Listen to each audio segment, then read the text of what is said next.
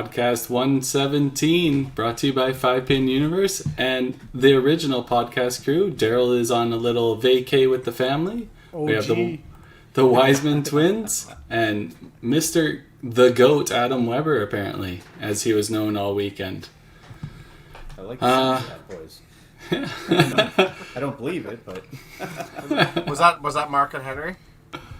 Yeah, 100%. They're a bunch of average people, so I wouldn't worry about it. Average shows. So if people didn't know, the TPC at Sherwood happened over the past weekend and reached an unreal number of 278 entries. The biggest cash tournament I know of. I know the KG Open was always spoken about in the past. I don't know if they ever reached that kind of number with a 48 cut, but this was still a 32 cut. Thoughts, guys? I know Wiseman's, you all worked it. Adam, you bowled it, obviously. You guys have any thoughts you want to get off your chest right away? Off the chest? Not necessarily, but what a turnout. 278 entries. I never thought that would ever come to fruition, even with the WCBT involvement. Although I still think that is the main push for everybody kind of coming out and joining. One question I did have at some point, Carrie, is to see what our memberships numbers have gotten to kind of year over year at some point throughout this podcast maybe, but incredible number of people throughout. Scores were less than I think anybody was anticipating with those numbers, but it was definitely a lot of challenges throughout the bowling. So everybody seemed to go through it. Yeah, have to say it's a marathon. I don't. If anybody participates and helps out, it's definitely a marathon. It's not.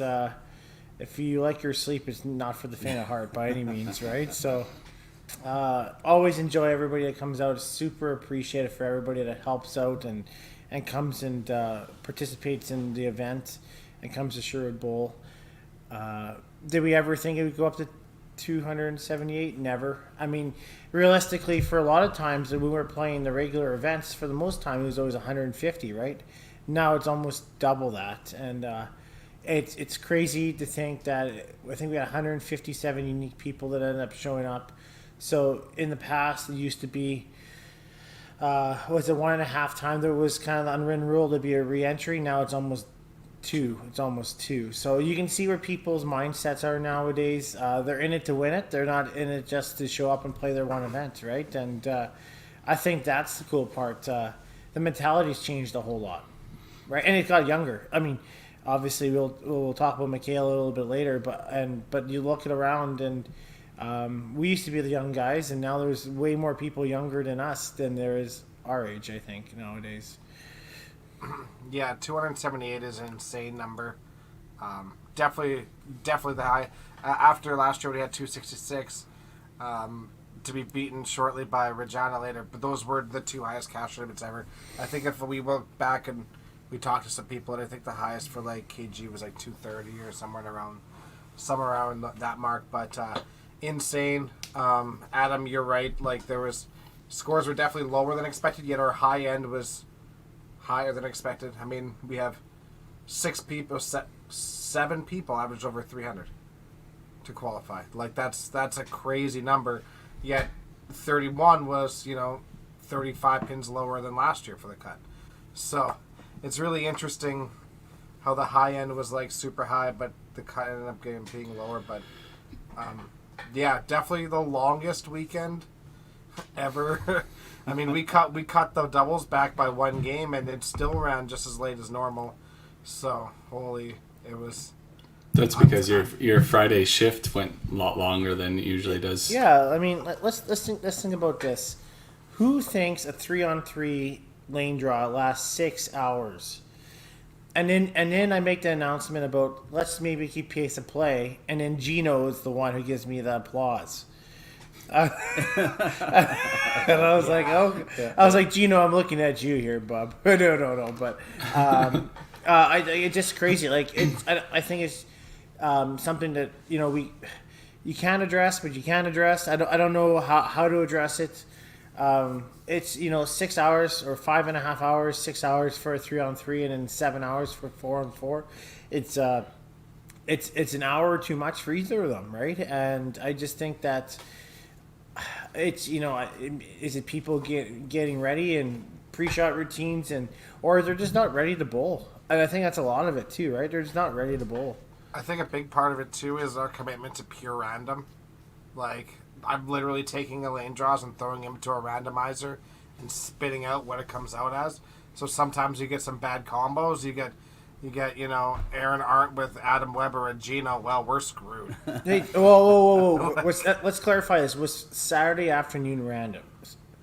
If you it was mostly, it was random. If anybody ever looked, it was alphabetical, wasn't it? Except for alphabetical. D and K got mixed up. There was one person, but I don't know how that happened. I guess Donkey Kong goes first. But if you look, that wasn't random. So everybody knew that on the lane draw. Now, if you looked at the last one, but Well, Tim, before we get too deep into this, let's just pay some bills here, and we'll bring in our special guest, because I'm sure this whole night is going to be filled with TPC talk. So we might as well get everybody involved with it, eh? For sure.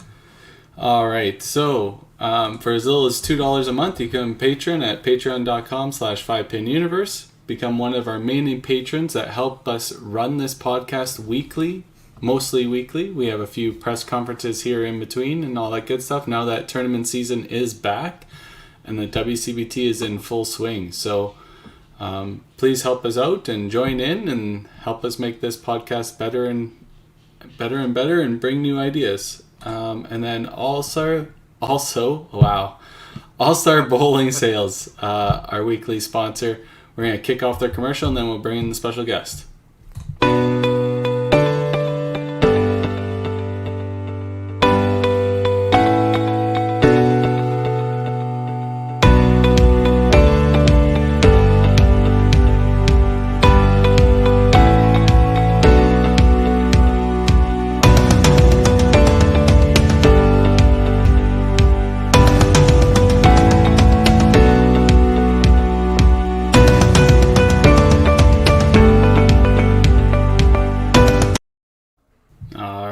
Without further introduction, we have our 2021 TPC at Sherwood champion,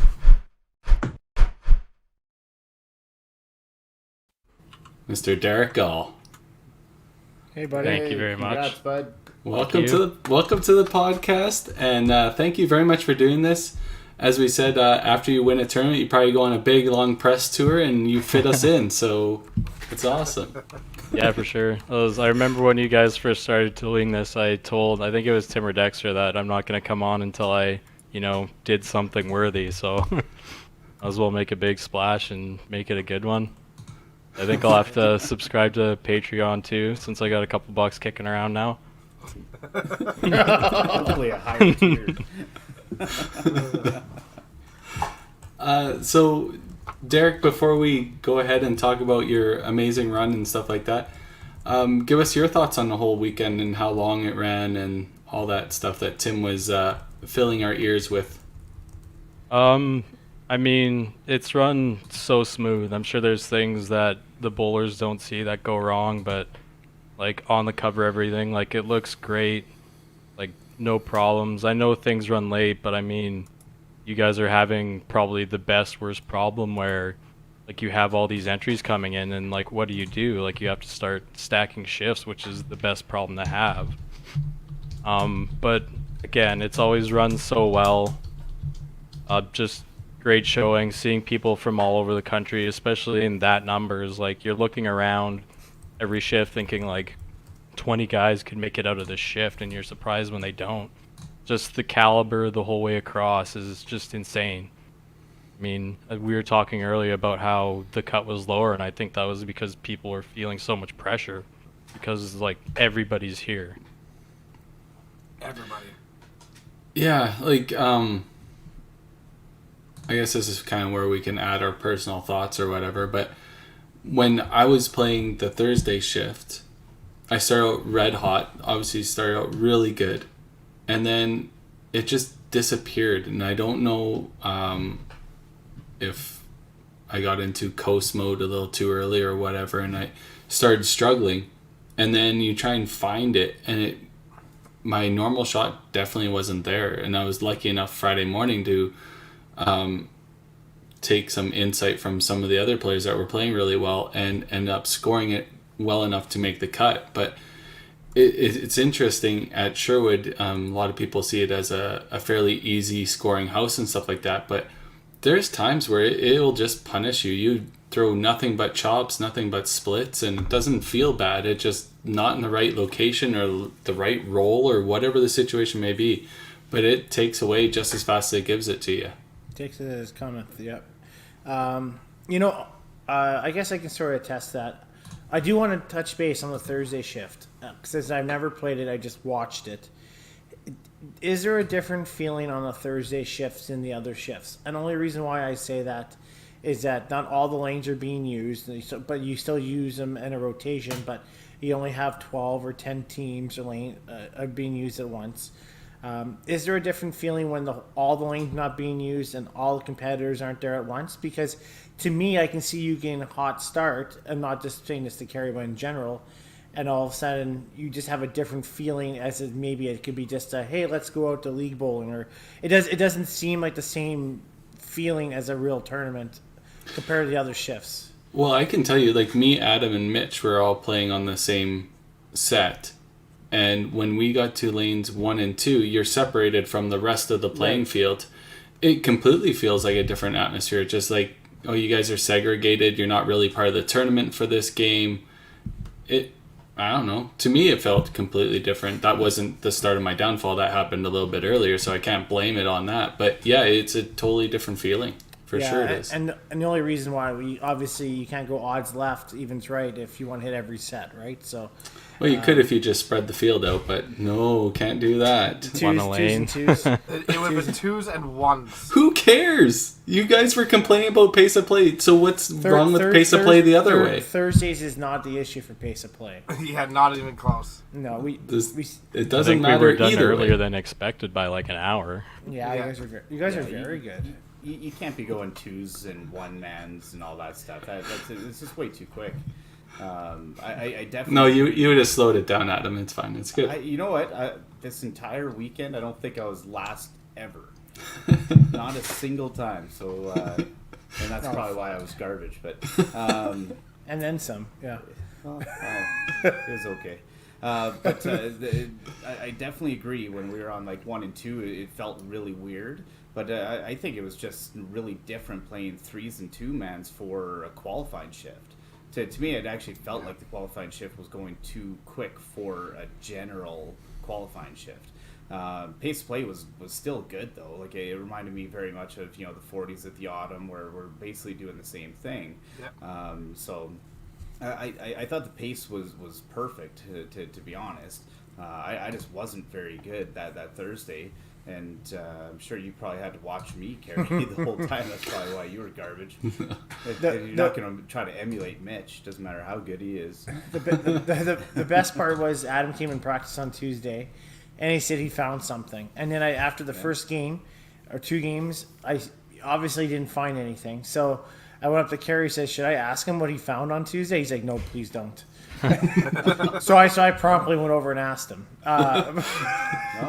What I found on the Tuesday definitely didn't work game 1. Yeah. And then all of a sudden you're trying literally every move you've got in the bag to try to find something, because start 170, 250, or 260, right? And now you're so far behind the 8 ball that you better get ready for everything else. And of course we had the Invitational the Thursday night, so I really wanted to find something there, which I truly thought I did. Game 7, game 8, and carried that along. The first couple matches, anyways, at least in the Invitational. Mm-hmm. Yeah, I don't know. I thought the pace of play was really good on Thursday. It is definitely a different feel completely. But it kind of plays to my wheelhouse. It's like it's almost super casual. You still know that like the people around you're like you still have 4 more chances if you need it. So it's pretty chill, really. I I just couldn't put it together the last 2 games. I mean, shot 2100 for 8 and finished with 217, 237. Not good enough. I started off with like close to 1200 for my first 4, but just couldn't put it together for the last ones.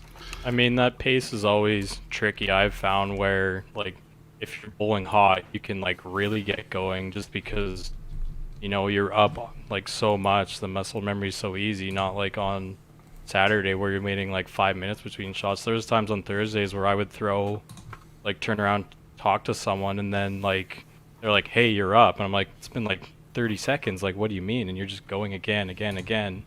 But that can also, like, hurt you for sure. Like, say you're struggling, you don't have time to, like, think about corrections or what you're going to do because you're up on the lane, like, so fast. So I think that's why there was just, like, a huge disparity in the scores. Like, people were either, like, blowing the lights out of the place or just, like, really battling. Yeah. Well, I guess we can talk about that, Derek. You started off with 1073 for 3. That was pretty nice. I played with you for how many years? We've never shot that on my team on Thursday, so I don't know where the fuck. Yeah, that's because been. I sandbag in that league. Derek, you want to tell the viewers what your average is on Thursday? I think I shot a 900 to drag it up to 245 a few weeks ago. Yeah, that's what I thought. But yeah, no. Anyways, but yeah, you started off well, and I guess that was easier to keep the pace, knowing that you were looking at probably 2200, right? Yeah, for sure. I mean, that was, like, my goal was 2250, but if I'd shot anything over 22, I don't think I would have played again. I mean, the start like that is just, like, an absolute gift. That's exactly what you want to have happen, like, starting like that instead of finishing. It was just knowing that I could just, like, 250 out. I mean, the 4th game, I struggled. I think I had, like, 80 and 5 or something like that, and just, you know, took my time, got it back, and when I finished that game off for like a 250, I knew that, like, if I needed it, it was there, and it was the same the rest of the way. Like, I just kind of hum through a game and, you know, like, throw 4 to finish for like a 245, and just, it was just easy. I mean, yeah, I could have, like, really beat the wheels off the place, but there's no reason to stress myself out like that on scores and stuff. It was just, it went from, like, high stress at the start to just, like, I was out with my friends. Like, I was on a good set, trying to help the other people on lane, keep them positive and stuff like that. But yeah, it just an incredible start. I couldn't miss. We have great way to start the weekend. Yeah, for sure. So I guess before we get too deep into the main event, do we want to talk about Invitational? Yeah, for sure. Yeah, sure. What kind of matches did you enjoy watching or be a part of? I know. Well, before the matches, what do we have? We have the introductions and the walkout songs. Shall we rate the walkout songs? To be honest, Did anybody hear the walkout songs? No, the speakers were pretty low. Yeah. no. The best walkout song was Tracy's by far. I thought, at least, old school hip hop. Yeah. Yeah, that was good. You could have chosen that too. I don't know if that was really considered hip hop, but It's old I mean, school. we had the all-country matchup between Tim and Dwayne. A little bit of a downer. Killed the pace a bit. No offense to country, but yeah, there's a Du Hast sighting, okay. Wolfson. Yeah. Okay, so here's the thing about Du Hast. Is Du Hast means You hate. you have me. No, you hate. No, it's have. I'm pretty No. sure it's hate. Hast in German means have. Not in Low German. I guess there's 2 translations, but Yeah, to there's me, high it means- there's High German it and Low means German. You There's have also, me, there's and I'm also just like, a Rammstein English version, which he says, "You hate me." okay, well that's good. That's good. I mean, I wouldn't argue with the German guys. Just saying. Cheers. But- I guess low German makes sense. I guess I took high German. That's good.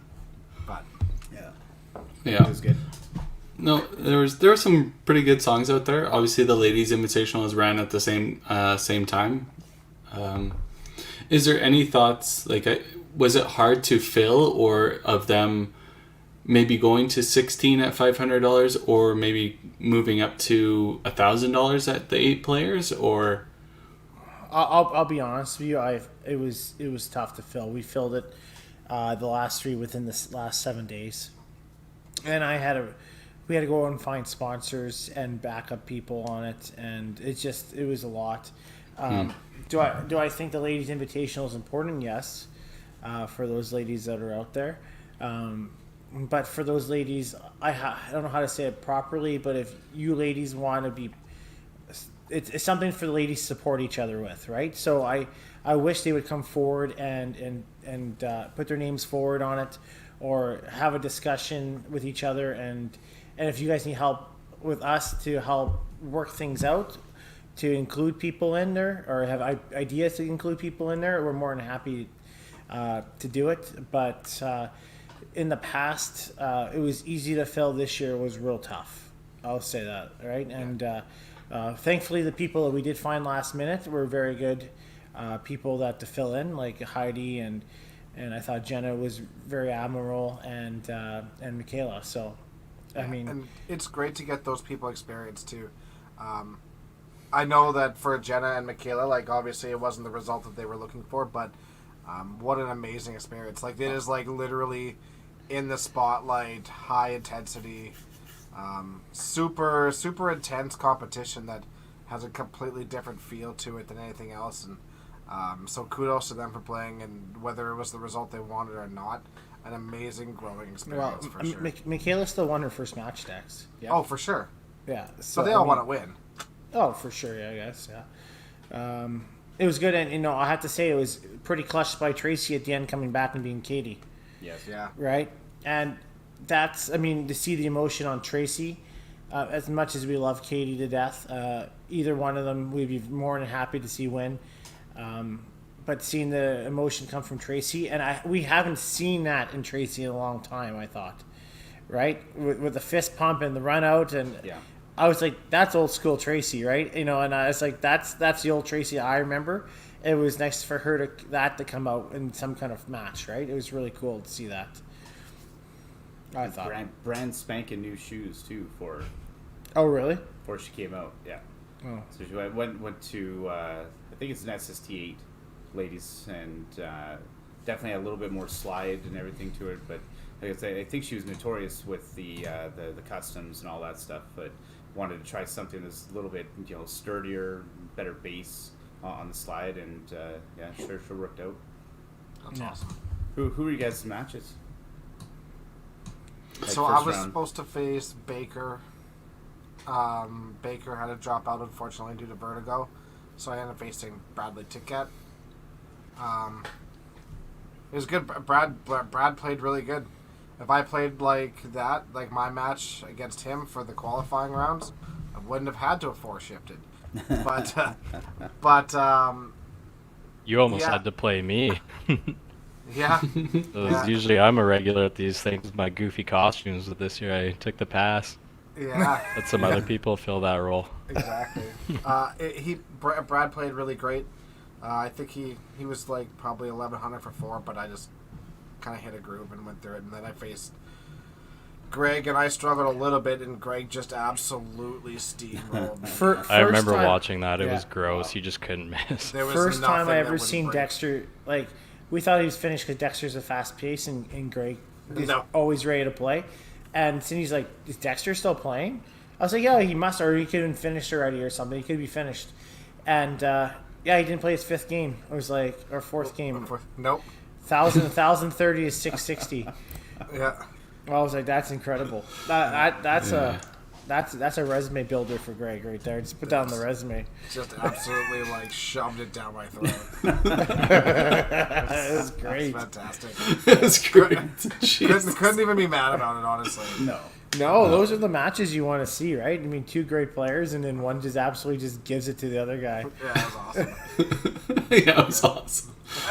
You seem so happy about it. No, just That in is what it is. general. Honestly, wasn't upset. That first match is the one you really, really want to win, and then after that, winning is super nice. But I'm not going to be super mad at somebody when they do that. To be honest with you, Dexter, I think I would have just played the first frame and then shook his hand, so he didn't say he didn't shut me out after 3. Just for paper. I wasn't shut out. No, that's what I said. I would have just shook his hand after the first frame because I don't feel so He bad. could have still shot 20. I know. That's all I'm saying. What about your first match, Timmy? I played Dwayne.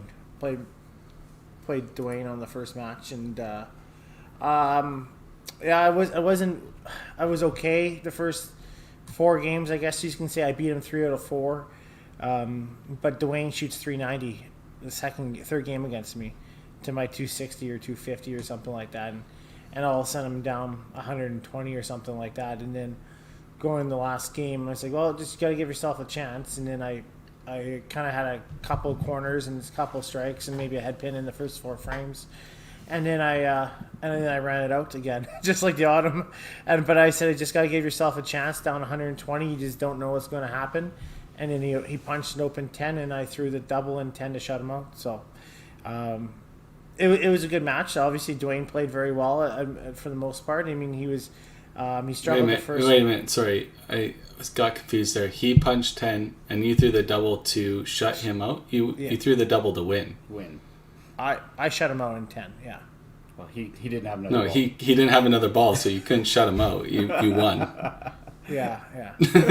Sorry, I was confused. I was like, wait, he had more to play? That was a compliment, Tim. Oh, okay. So I was doing side bets with someone, and it was like What? well, Yeah, we can talk. don't tell Put up the AGLC. banner. Yeah. But they're like, who do you want out of the Tim Dwayne match? I was like, well, Tim's gonna win in 10 because he keeps doing that against me in this thing, so no problem. As you're down 100, I was like, oh, he's got him right where he wants him. Had him easy. Yeah. I've seen it before once or twice. I don't think that's a playbook thing I like to play a lot, but yeah, it's definitely nice shooting back 1,000. Just coming back and shooting the 7-bagger or whatever it is, to come back and do it right. And then I played Mitch and kind of carried over. I shot 700 for 2 to his 560 to start with that, and so I ended up having I guess about 1,040 my last 3 and those things, and then I ended up shutting out Mitch in frame 7 or 6 or something like that in game 4. So to beat Mitch, it was good, and then I hit a bus on Tyler. Tyler was playing super well that day. I was down by 1 after the first game. I shoot 230 with a couple. I think I missed spare and a couple plows, and he just shot 350, and then that was about it. Right? I couldn't get the points back by the end of the time. Yeah, you look at that final 4 of who was left at that point. That's it. It's a coin flip as to who's going to win that. That's a pretty stellar final 4 between Adam, Greg, Tim, and Tyler. That's pretty good. Kerry, how was your match? It was against Brian Askin. It wasn't stellar. That was one thing me and Julie actually were talking about. It is I wasn't nervous to play it, and I wasn't hurt when I lost it. So I think that's kind of the end of my invitational career. I wasn't invested in it, and that kind of sucked because I took the last one off because of the same reason. I thought maybe the couple of years off would get me back into it, and I just didn't really care, which kind of sucked because I had some people backing me that wanted to see me do well, and just wasn't there. And Brian played well the second game. I think I was up on him by 60 the first game, and then he flipped the script. He was up by 60 after the second game, and then all of a sudden I'm trying to play catch up, and I was just lost by 60 by the end. I think I just never caught the pins back up. So for that reason, it didn't feel like I was digging. I wasn't grinding everything out, which really sucks. That's kind of what I pride myself in. So, but yeah, Brian outplayed me clearly, and I know he had a really good match against you, Adam. Yeah, no, our second match. First match was really weird. And I ended up playing Mike Herbert, and Mikey just did not have it on Thursday night. But one thing I wanted to mention is I couldn't believe, because you guys were on 1 and 2, Carrie, and Dex, you guys were on 3 and 4, and I felt myself try to keep up with you guys on pace, because I actually thought we were behind, time-wise, to everybody else down on the far 8 sets. So I was racing up there, and I know I took that kind of away from me. Away from my game, and I wonder if Mike was thrown off because I was going quick or something. I don't know. But after we were done that match, I think Tim and Dwayne still had like a game and a half left. And you guys were probably on pace with pretty much everybody else on that back set. So I definitely wasn't paying attention to the pace, or I would have likely slowed down a little bit there. But anyways, the second match against Brian was a tremendous match. I shoot 368 my first game. I'm down 50. Then shoot like 270 my second match and down another 50. So it just shoots 620 and I'm down 100 after the first two. Then I think I got a bit of it back. That third game, Brian finally kind of started slowing down a little bit, and then the last game came right down to the 10th frame. And he had the balls in his hand, and I think he ended up missing a chop spare or a corner spare. Corner spare, corner spare, and just for me to hold on. But I think I ended up either banging out 10 or through the double and a corner and 10, something along those lines. And came back. My son Braxton was there watching, and I just kind of looked him in the eye. I said, "Well, you have to finish the game to give yourself a chance." And kind of got like the little nod from him, makes sense, right? And then Brian threw a pretty decent ball and then just happened to miss the corner. So Yeah. And then third match against Greg, real tight match for games 1 and 2. I think I was up 1 going into the final match. Started off really slow, and he just started going.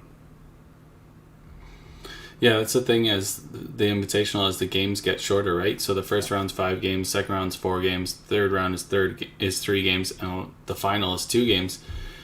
Is after that first round, you have 5 games to dig in and work those points out if it's a close match. And then the next round, it's 1 shorter. And then that third round, it's like, oh man, we're in the third game. I'm down 40. Like, I need something. And by then it's too late, right? You didn't have those extra games to catch those extra sticks. It's crazy. Daryl asked us in our interviews how that feels.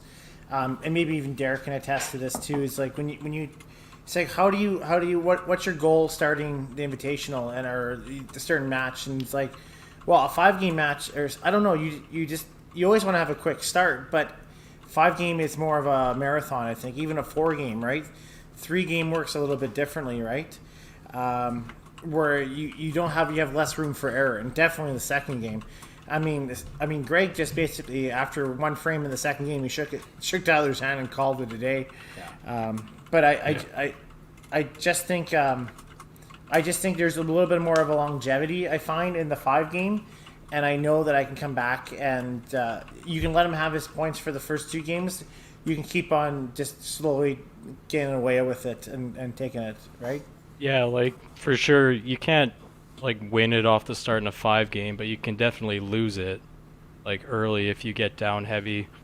Like, if a guy shoots a 390 at you in game 1 of a 5-game set, like, you can just chip away, say, like, 30 or 40 every match. You don't have to, like, go nuts and get 100 on him like you would in a 3-game. Like, consistency is, like, a big thing in that, and it's just, like, minimizing damage so that a guy doesn't, like, really run away. You can kind of, like, keep it around, because it's tough to stay, like, hot like that for 5 games. So if you can just, like, hang around, get a big one yourself, it's pretty much even. Yeah, that was kind of... When I was facing Brad, I mean, Brad struggled a little bit out of the gate, and I think I was up, 100 after the first 2, and then he got like 30, 40 back going after the 3rd game. And the thing about Brad is the second that Brad gets super hot, he's lights out. And he started hitting that at the end of the 3rd game, and I'm sitting there thinking, I was like, well, I had better throw some strikes now, because if I don't, he's going to catch me in absolute no time, and that's just kind of what it is. I thought Game 4 was really the make or break of that match, honestly, and I got lucky enough to shoot a 4 at him when he shot like 3, like a low 3 or something, and that was the difference in the match for sure. But that 4th game is really, I think, almost more critical than the 5th one. Try to create enough of a lead that the 5th one doesn't matter. Yeah. Yeah. So obviously Tyler went on to win the Invitational for the men's, or for the $1,000 Invitational. It's not a men's Invitational. Sorry, ladies can't play it. Jen Baker was signed up for it, but unfortunately had to drop out. But he defeated Greg in the final. Like you said, it was a game and a frame because Greg had nothing left. He wasted all on Dexter. He played 20 games that day. He was done. Yeah. Yeah, he was done. He threw a lot of strikes, just unfortunately not to finish. Has Greg won the Invitational before at TPC? No. Not yet. All right. Not yet, but I'm certain down the road he might. Yeah. Yeah, for sure. So, excuse my memory, but who are the champions? So Tyler, Mitch won last time? Mitch, Dexter. Oh, yeah, Dexter. Danny Bear. Danny Bear won. Freddie. Yeah. Freddie won the inaugural one. Yeah. That's false. Your memory is even worse than mine. Kerry won the inaugural one. I was just trying to get a compliment out of you. It just took a while. I guess you've forgotten one, eh? Fuck. I thought it was only 5 years, so that's the 6th one now? Yeah. It's been around for a while, yeah. Crazy. We should almost put a list up, that'd be cool. Yeah, it'd be really cool if you put up some pictures of maybe invitational winners or something. Oh. That's the only way I'm going to get my face on your guys' wall, so. That or a band sign, one of the two. This person is not allowed to enter the facility. 5x7s. Yeah, considering you give the proprietors fines, I mean, that's pretty. I tried to. And now you're asking for a favor. Yeah, okay, we'll discuss this later. It's all right. I called his bluff. That was the funniest thing. Called his bluff. So, are you thinking of resigning? Well, yep. So, you don't have to. Not accepted. Speaking of fines, have you guys ever seen somebody throw 4 balls in 10 before? Yeah, John Moens. And then I heard about this. And then he went on live stream and he commented, "He's like, sorry guys, did I throw 4 balls?" And everybody's like, "Yes, you did. Yes, you did." He's like, "Wow, I threw." And the sad thing is, I was right there and nobody knew. Nobody did pay attention. You just threw somebody on somebody else's turn. Yeah. Oh man. But so let's speak about the center and all that stuff. It held up great. You had Dexter. You were having problems with lane 6 leading up to the weekend, and it held on. It was great. The nice thing, everything, all our shifts ran long except for the Saturday morning shift. But outside of but none of it was because of breakdowns. Nothing. It was pretty solid for the most part.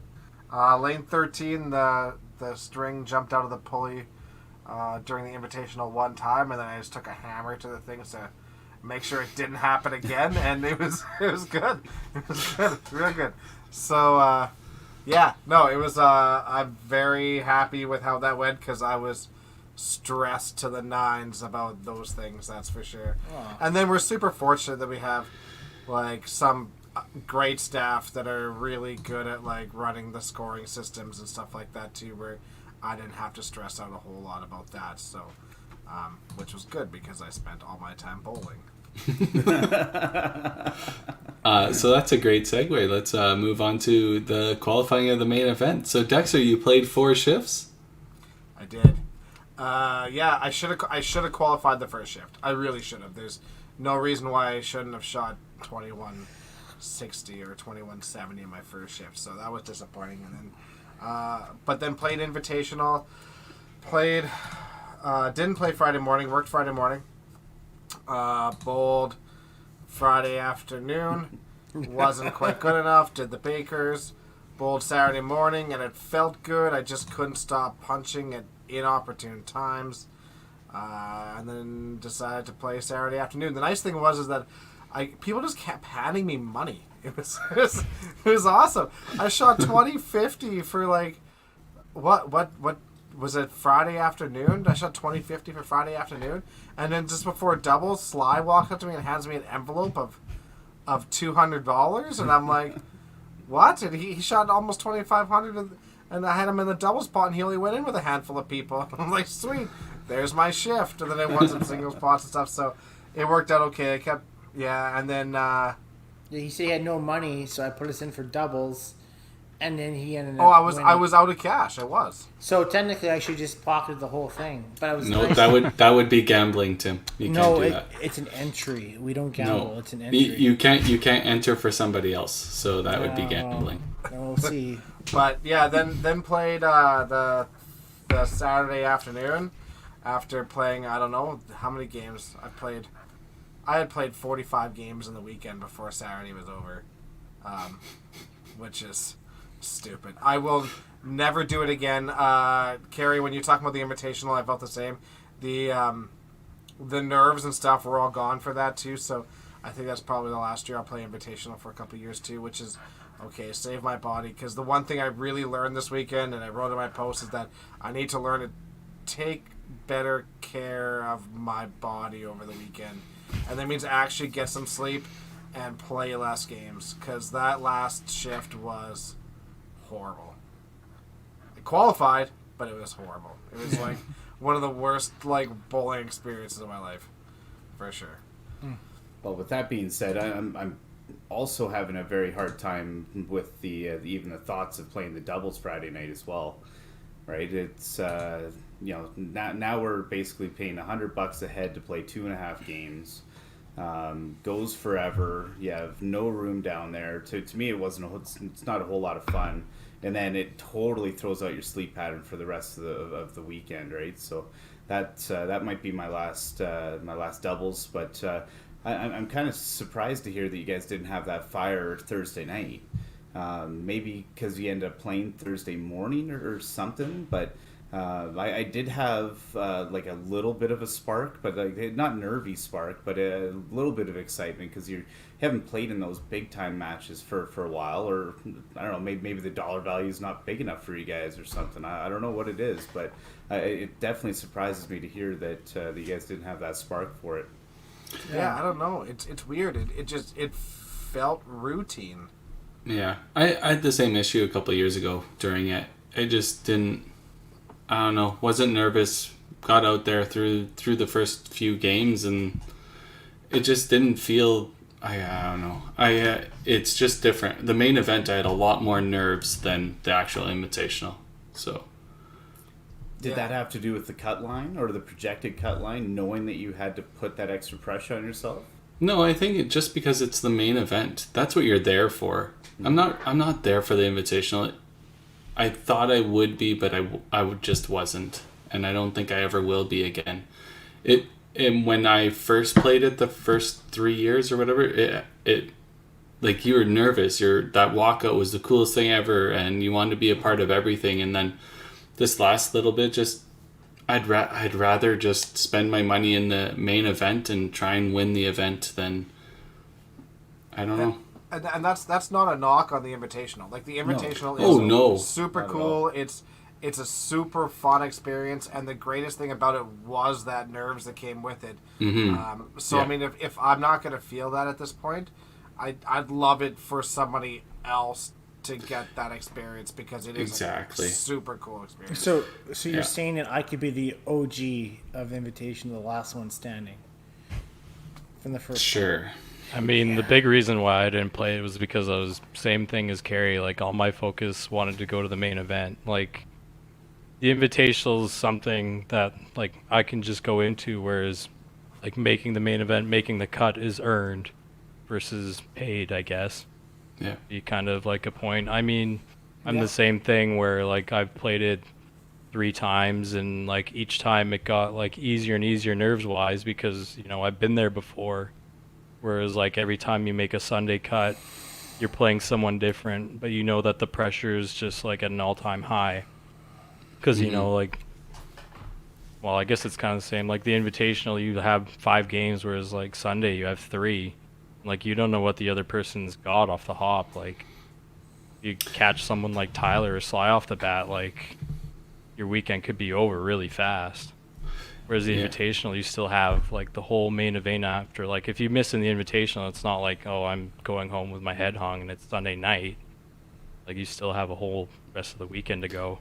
Yeah, I think that's a really good insight there, Derek. I think that's kind of exactly where my mind was. It's been so long since I made a TPC cut, so I think that's where all my energy was invested in. And then, losing Thursday, that it really bites, like losing that kind of money. But it wasn't there what I was that weekend. What I was there for, I was there to make the cut and try and win, right? Try and win the whole main event. Everybody's coming all across the country for the main event, not for the Invitational. And you're all of a sudden you're facing 150, 160 of the best bowlers in Canada. Now you got to try to be in the top 20% of those people. Like that. There's big pressure there for sure. Yeah, I think the Invitational should. This is my personal thoughts. Like obviously, Tim, if you want to play it every year because you're winning money, that makes a lot of sense. But I think getting fresh blood into the Invitational is a good idea too, right? It introduces them to that atmosphere, the walkouts and stuff like that. I think that's really cool as a spectator to be there as well. But I'm happy to step back and let other people experience that whole situation.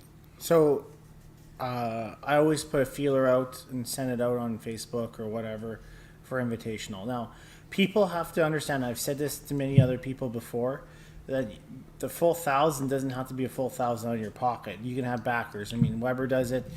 Kerry does it. Derek has a lot of money, so 1,000 out of his pocket. Dexter Donated has backers. to you. Yeah, yours truly. But you don't have to bring your full 1,000 in. You can say, hey guys, like sign me up, and then you can give me $250 when you get one, or $250 when you get two. Then before the draw happens, then you got to give me the rest of it, right? It can be over a couple months. It doesn't have to be right away either, right? So. The Invitational doesn't have to be the full 1,000 out of your own pocket if you so choose to, right? I mean, it'd be nice to have some new blood in there. I think every year we get about a rotation of 8 different players that go in and go out. So it's good that way. But it'd be nice to get some other people in there, no doubt. Yeah. Cool. So let's talk about the doubles. Adam, obviously you have a strong opinion about it, and I kind of gave Tim and Dexter crap when they told me that they had shortened the qualifying for it, because you have one bad game, you really don't have a shot at it. And I guess that's not true, because if you throw a 390, a 400 fixes a lot. But yeah, like that was my initial thoughts. Is it's a lot of money for not a lot of qualifying, but I totally understand it from the committee side of it that it's way too long of a night already, and especially with that Friday shift taking so long, it just pushed everything later. Even though you guys shortened the event, it still went to the same time.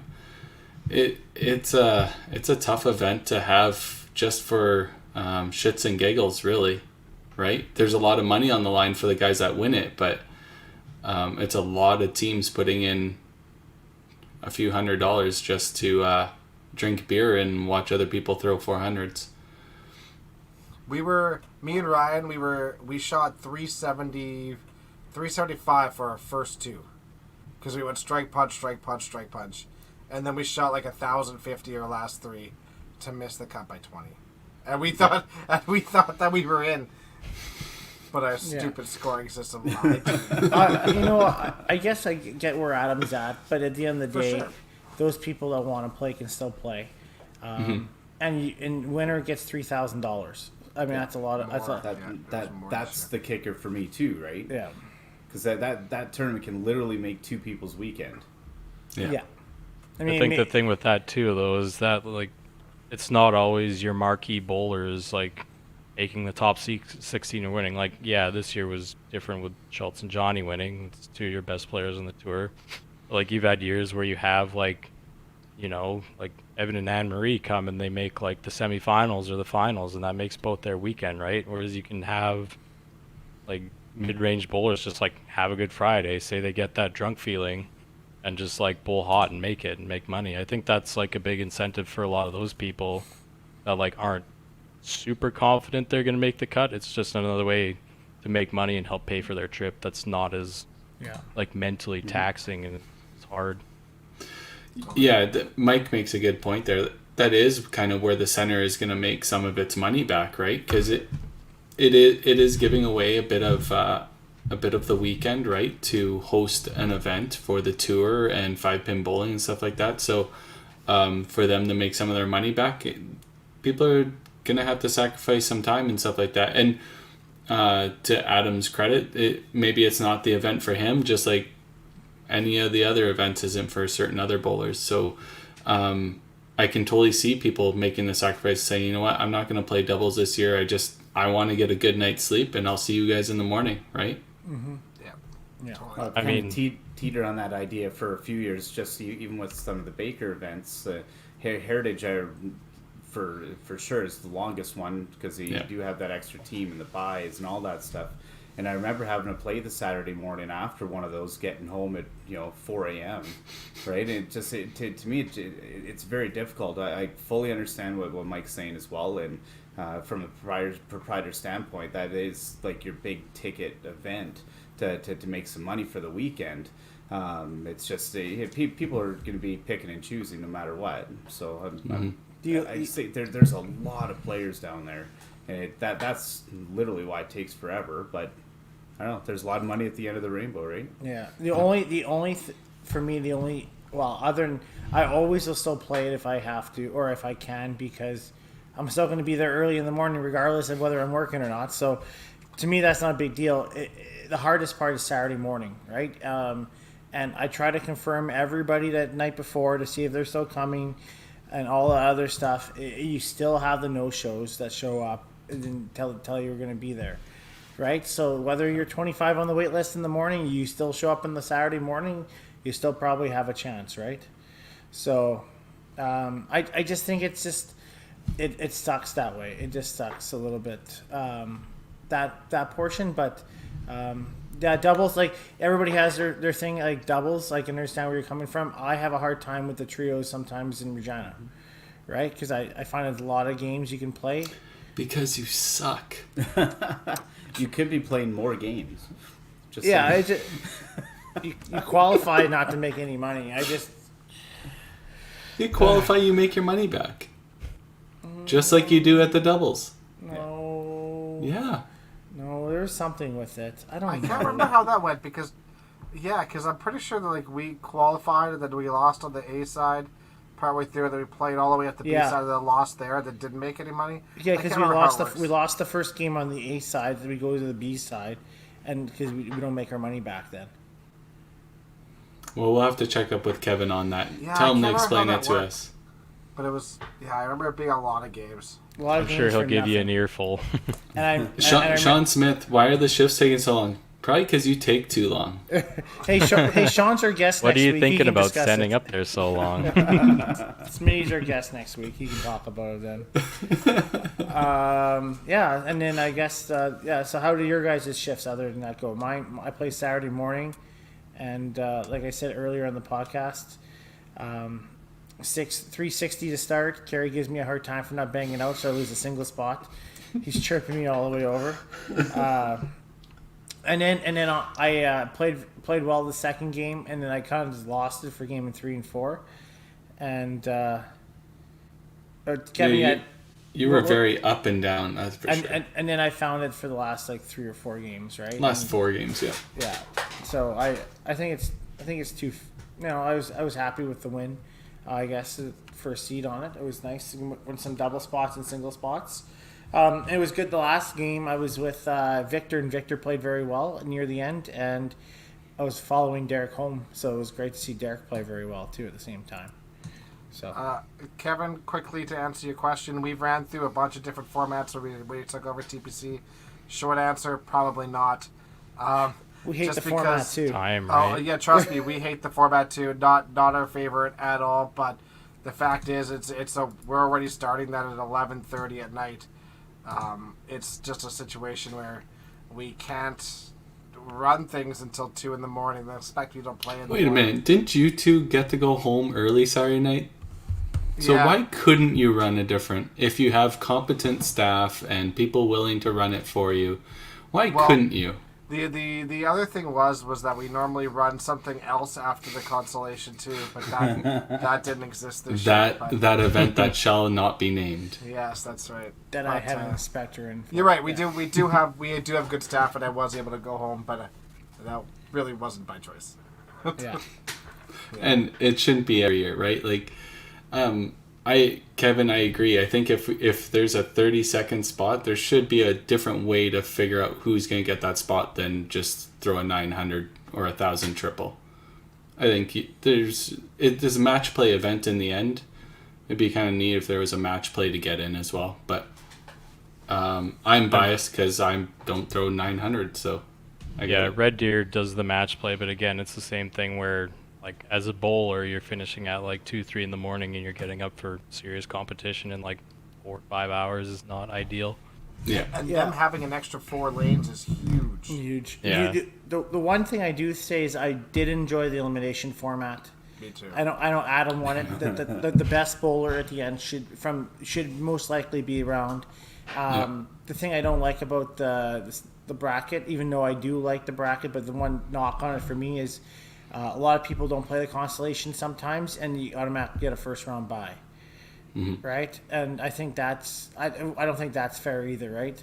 I think this is the first year we actually had all 32 bowlers actually bowl constellation, which is crazy. Yeah, that's unusual, right? But when you have that much money in the kitty, right, you better give it your all. You got a second chance, take it, right? Yeah. You guys know my thoughts on constellation in general, so I'm not going to bring that up again. Yeah, that's always a constant thing, right?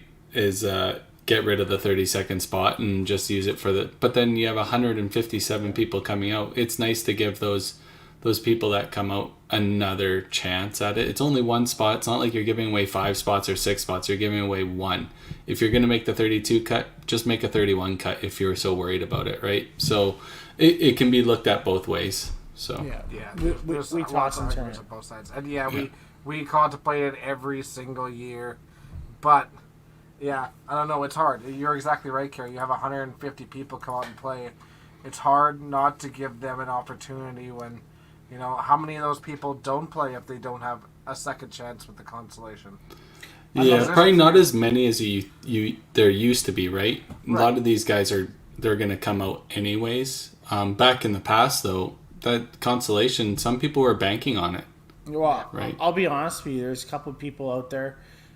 I think Aaron was struggling, but he was trying to get in that constellation just to get that 3-game roll off, right? Yeah. To be honest, I think a lot of you guys walk me off the ledge on consolation because every year I walk in the room and I'm like, let's fucking scrap this piece of garbage. Every single year, and then you guys somehow talk me into doing it. I'm pretty sure it's Blair. Blair's our voice for The stats guy would know. He is our voice of reason, and when Blair says something, I kind of just go with it. Oh man, yeah. You can argue this blue in the face. Like a lot of people say eliminate it. A lot of people say keep it. I just hate to see it eliminated. And what if it does affect the numbers? Then you look stupid, right? And then you try and bring it back, right? The numbers are still going up. You still have it. Why get rid of it? Yeah, exactly. It's not broken. But realistically, you would take a look at the Autumn Open. All of a sudden, now we're up like 60%, right? It has nothing to do with that constellation spot. It has everything to do with the WCBT and the path of this tour. You Right? also So have the top an, 40 is the top 40. you also have an extra 8 spots, and it's 1 in 4 instead of 1 in 5. For sure, but you also have 5 shift opportunities to get into at your TPC. Yeah, but do you How think? many more opportunities do you want to get in? But Does it need that last six? spot? The question is too, Adam, is the reason why Autumn Open stayed at 150 entries and then up to 200, but even still they're at 200 is part of that reason because of the constellation. They're still not at the 278 mark either, right? So there's a lot of factors in there. I don't know. Like I said, the numbers are still going up. I think it's pretty drastic to make a change like that when you're still having increases. The only thought that should probably be in the minds of these 250, 260 events is, do you now increase the cut? Right? It's not a matter of increasing at one spot. It's a matter of increasing it to a 40 or to a 48, right? Because now you got 157 bodies squeezing into 32. It's I don't know. I really don't know. It's a good problem to have, obviously. Yeah. But I just think if there's going to be issues and people, complaining about that extra 3 hours or whatnot, right? And that's always your opportunity is just to pull the pin on it and kind of see. You I don't know I until don't it think happens, any right? consolation winner has ever complained about the time. No. Yeah, because they make it. The only That's right. The only people that don't play constellation have sour grapes already went home. right? The people that truly want to play the top 32 will still play the top consolation. Yeah. I might make it if it was a top 64 cut. Jeff. Okay. Anyways, Sean? let's talk about Sunday finals a little bit. Let's talk about Sunday finals. I don't know where you guys want to start. I do want to point out that 5 players from the Dream Crushers made the finals. I just want to put that out there. So did you do the stats on the rest of the teams to make sure that there wasn't another 5? Heartland Bowl got none. I'm just asking. No, there's for sure no. Heartland Bowl got none for sure. Yeah, Our Thursday team was 2 for 2. that's right, bro. There we go.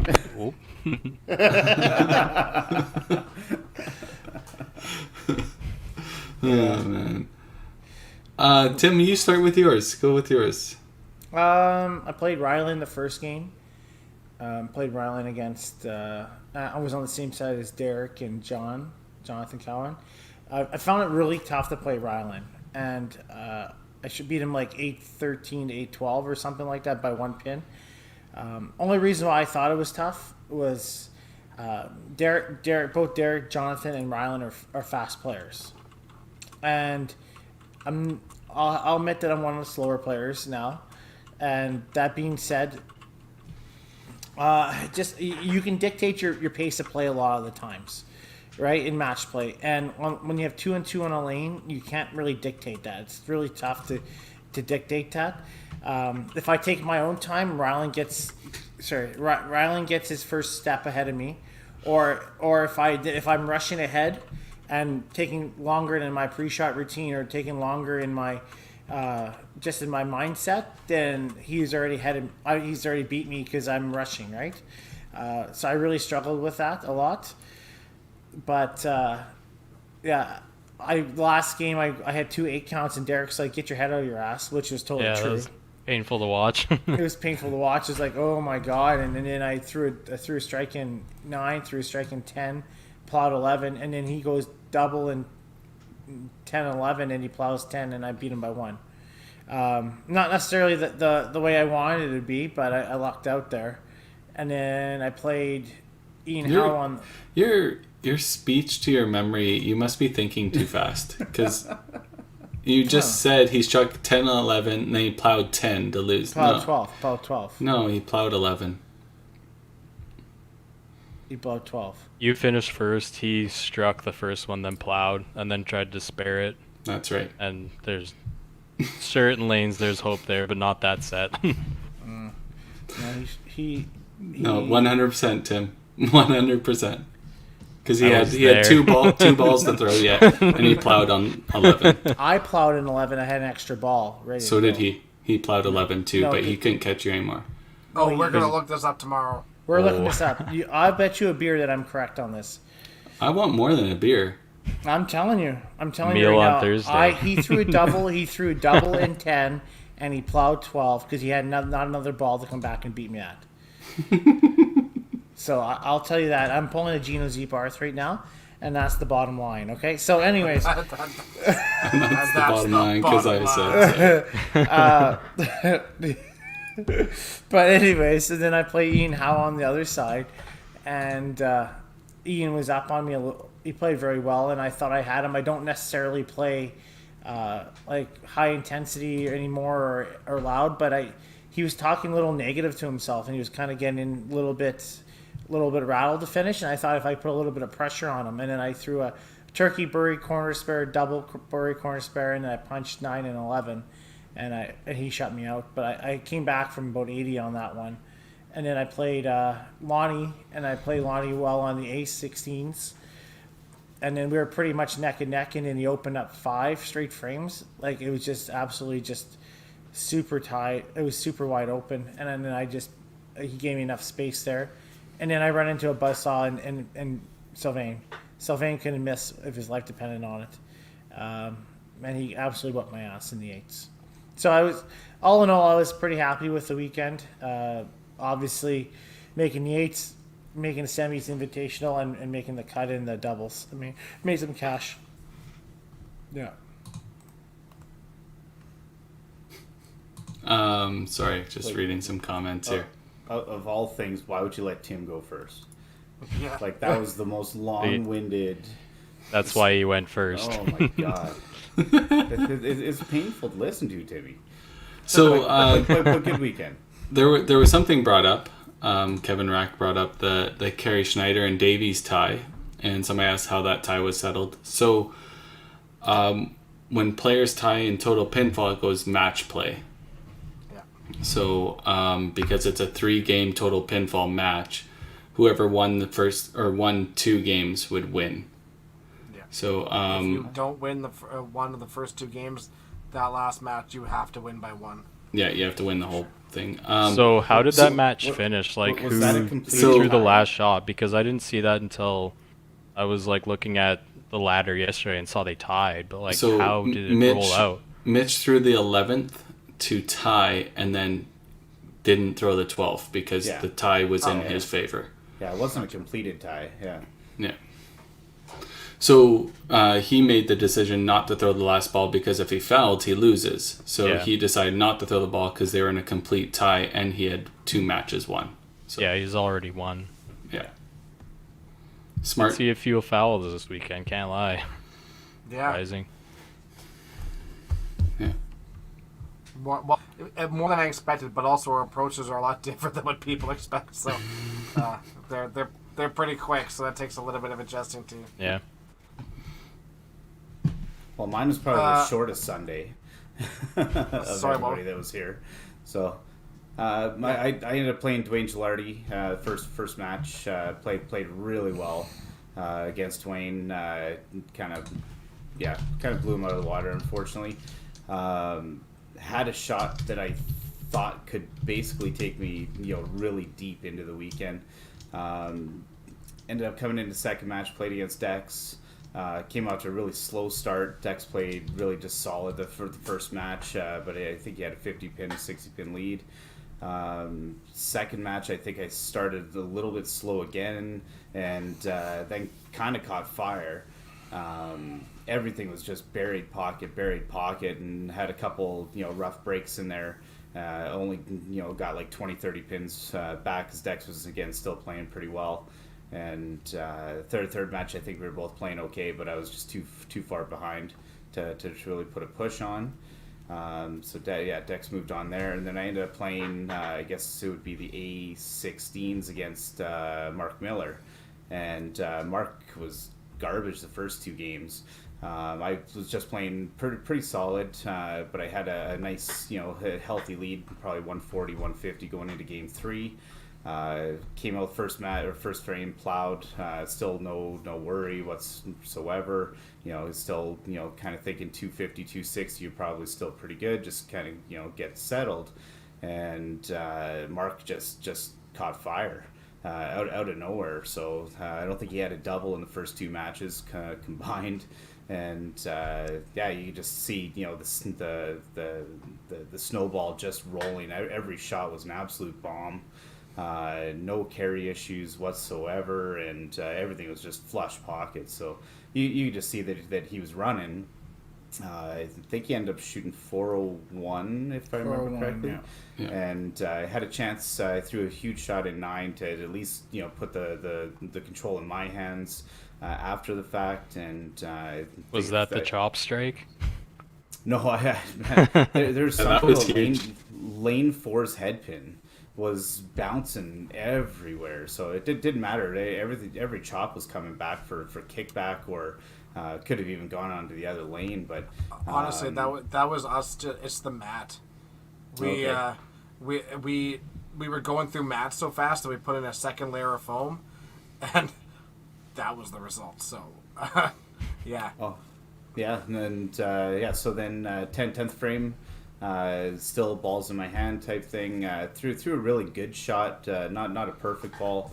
Little bit thinner left pocket, and buried through for the corner, and that was basically it. But kudos, Mark. He played tremendous. In that opportunity to get a bit of a roll going. He's got to know that he's going to need 400, if not more, 420, something like that, to have a real chance. So he's got to get off to a hot start, and I just couldn't match him. Yeah. Yeah, it was a crazy comeback by him. Obviously, you had all the pressure on him. He had to come through with the big one. And even that shot that you got roasted on, it looked like you tugged it a little bit left. A little bit, yeah. Yeah, just there was quite a few of those. Like the speed ball kind of at the end of the day was just going through the pins a little bit differently, right? There's a lot of taps later in the day. That hair thin, like you can go thinner, you can go thicker, you can put it in the pocket. Hair thin, you throw that hair thin shot with speed. It's that's the result.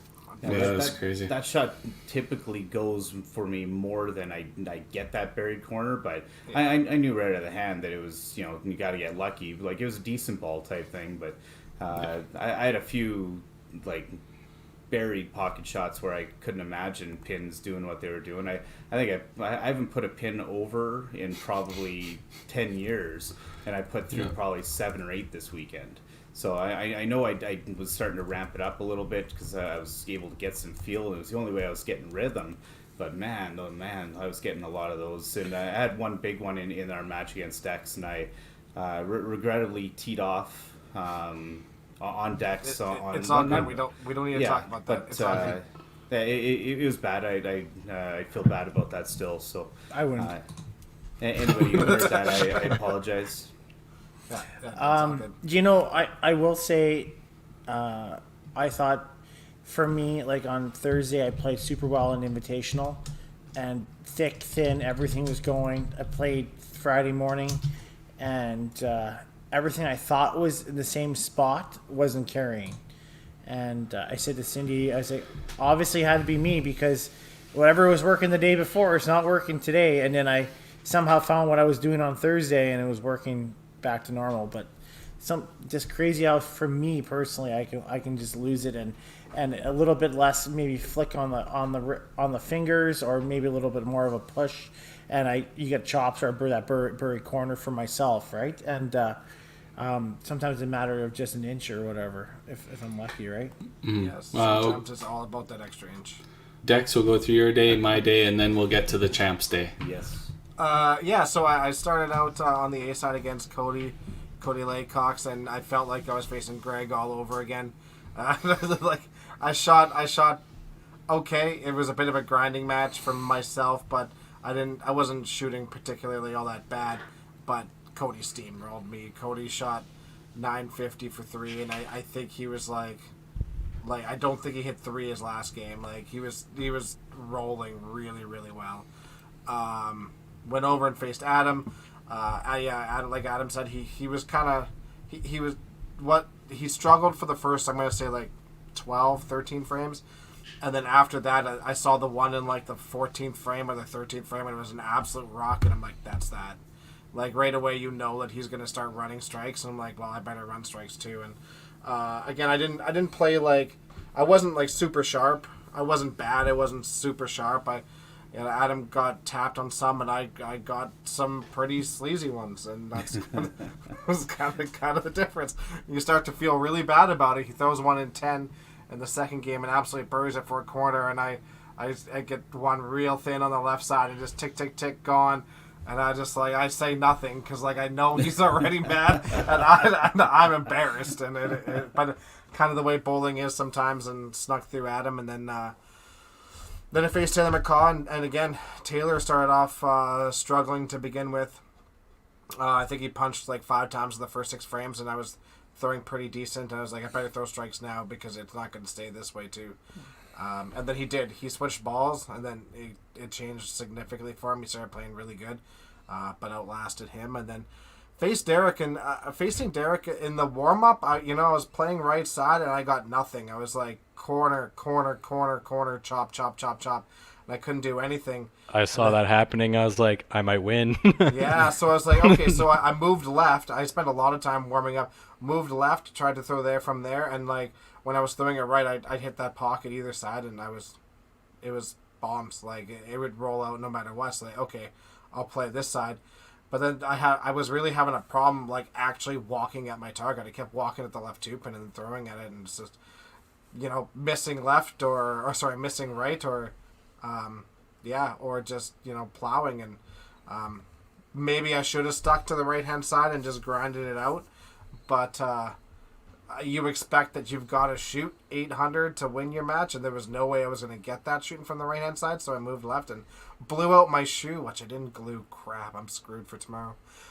So I ended up using a street shoe for the second half of the game, and I just wasn't sharp, and Derek threw some big strikes at the end to come back and catch me, because we were both really grinding that Both match. under 700. Yeah. No, Derek got to 708. Yeah. So that was the end of my weekend, but yeah, Derek threw some big shots at the end there to steal it, and that's what it's about. You gotta get one crappy one, and so that's the way you win these things. You have to get through one of those matches and then roll the other ones, and that was the one for you. So good for you. Yeah, that definitely wasn't the match I was expecting to have a low score like that. But like you said, that was an absolute grind. Yeah, it really was. But that's what bowling is, right? Yeah, so I guess my day I started out against Lonnie Akers. He came out the gun shooting 390 at me, so I thought for sure I was finishing second and he was going to win the tournament, because that's what Schneider did to me at the Autumn Open. But unfortunately, I didn't shoot a 350 to match him. I shot, I think it was like $180. So I was down I was down 199 after game one. After game two, I got just shy of 500.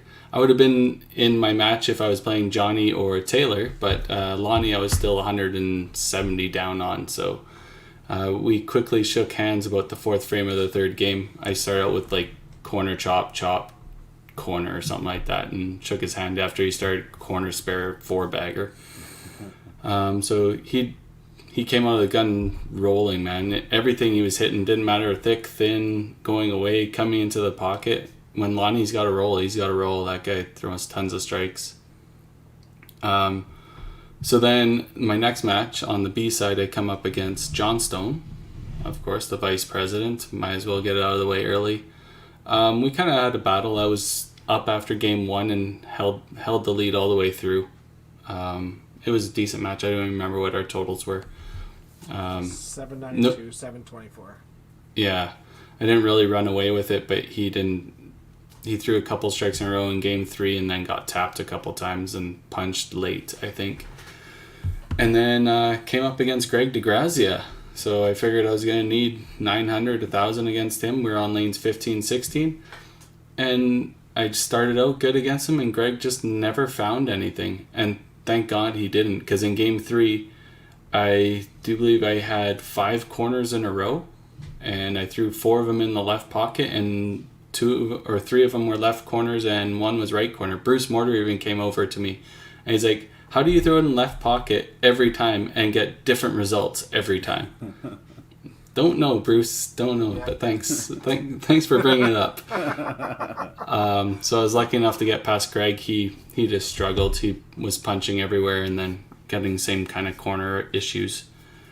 And then I came up against Ryan Cowan, club tour winner from Ontario. Never know of him because I've seen the club tour event and stuff like that. He's Jonathan's older brother. Was playing against him, and he doesn't really, nothing affects him. So when he goes and throws, he lets go of the ball and he'll turn around, even if it's going to be a dead on head pin or if it's a pocket strike. He just turns around on the ball, gets ready to pick up his next ball, and man, he throws tons of strikes, that guy. He's throwing lots. Gave myself a shot late in game 3 to get ahead of him, and I chop-cherried a couple chop-offs that slowed me down. So he threw the first strike in 10 to win, so well deserved on him. It was a good day. Made it to the 8s. Can't complain. The way it felt after Lonnie took the boots to me, I didn't know if I was going to be bang or not. So, Hey, champ, bring it on.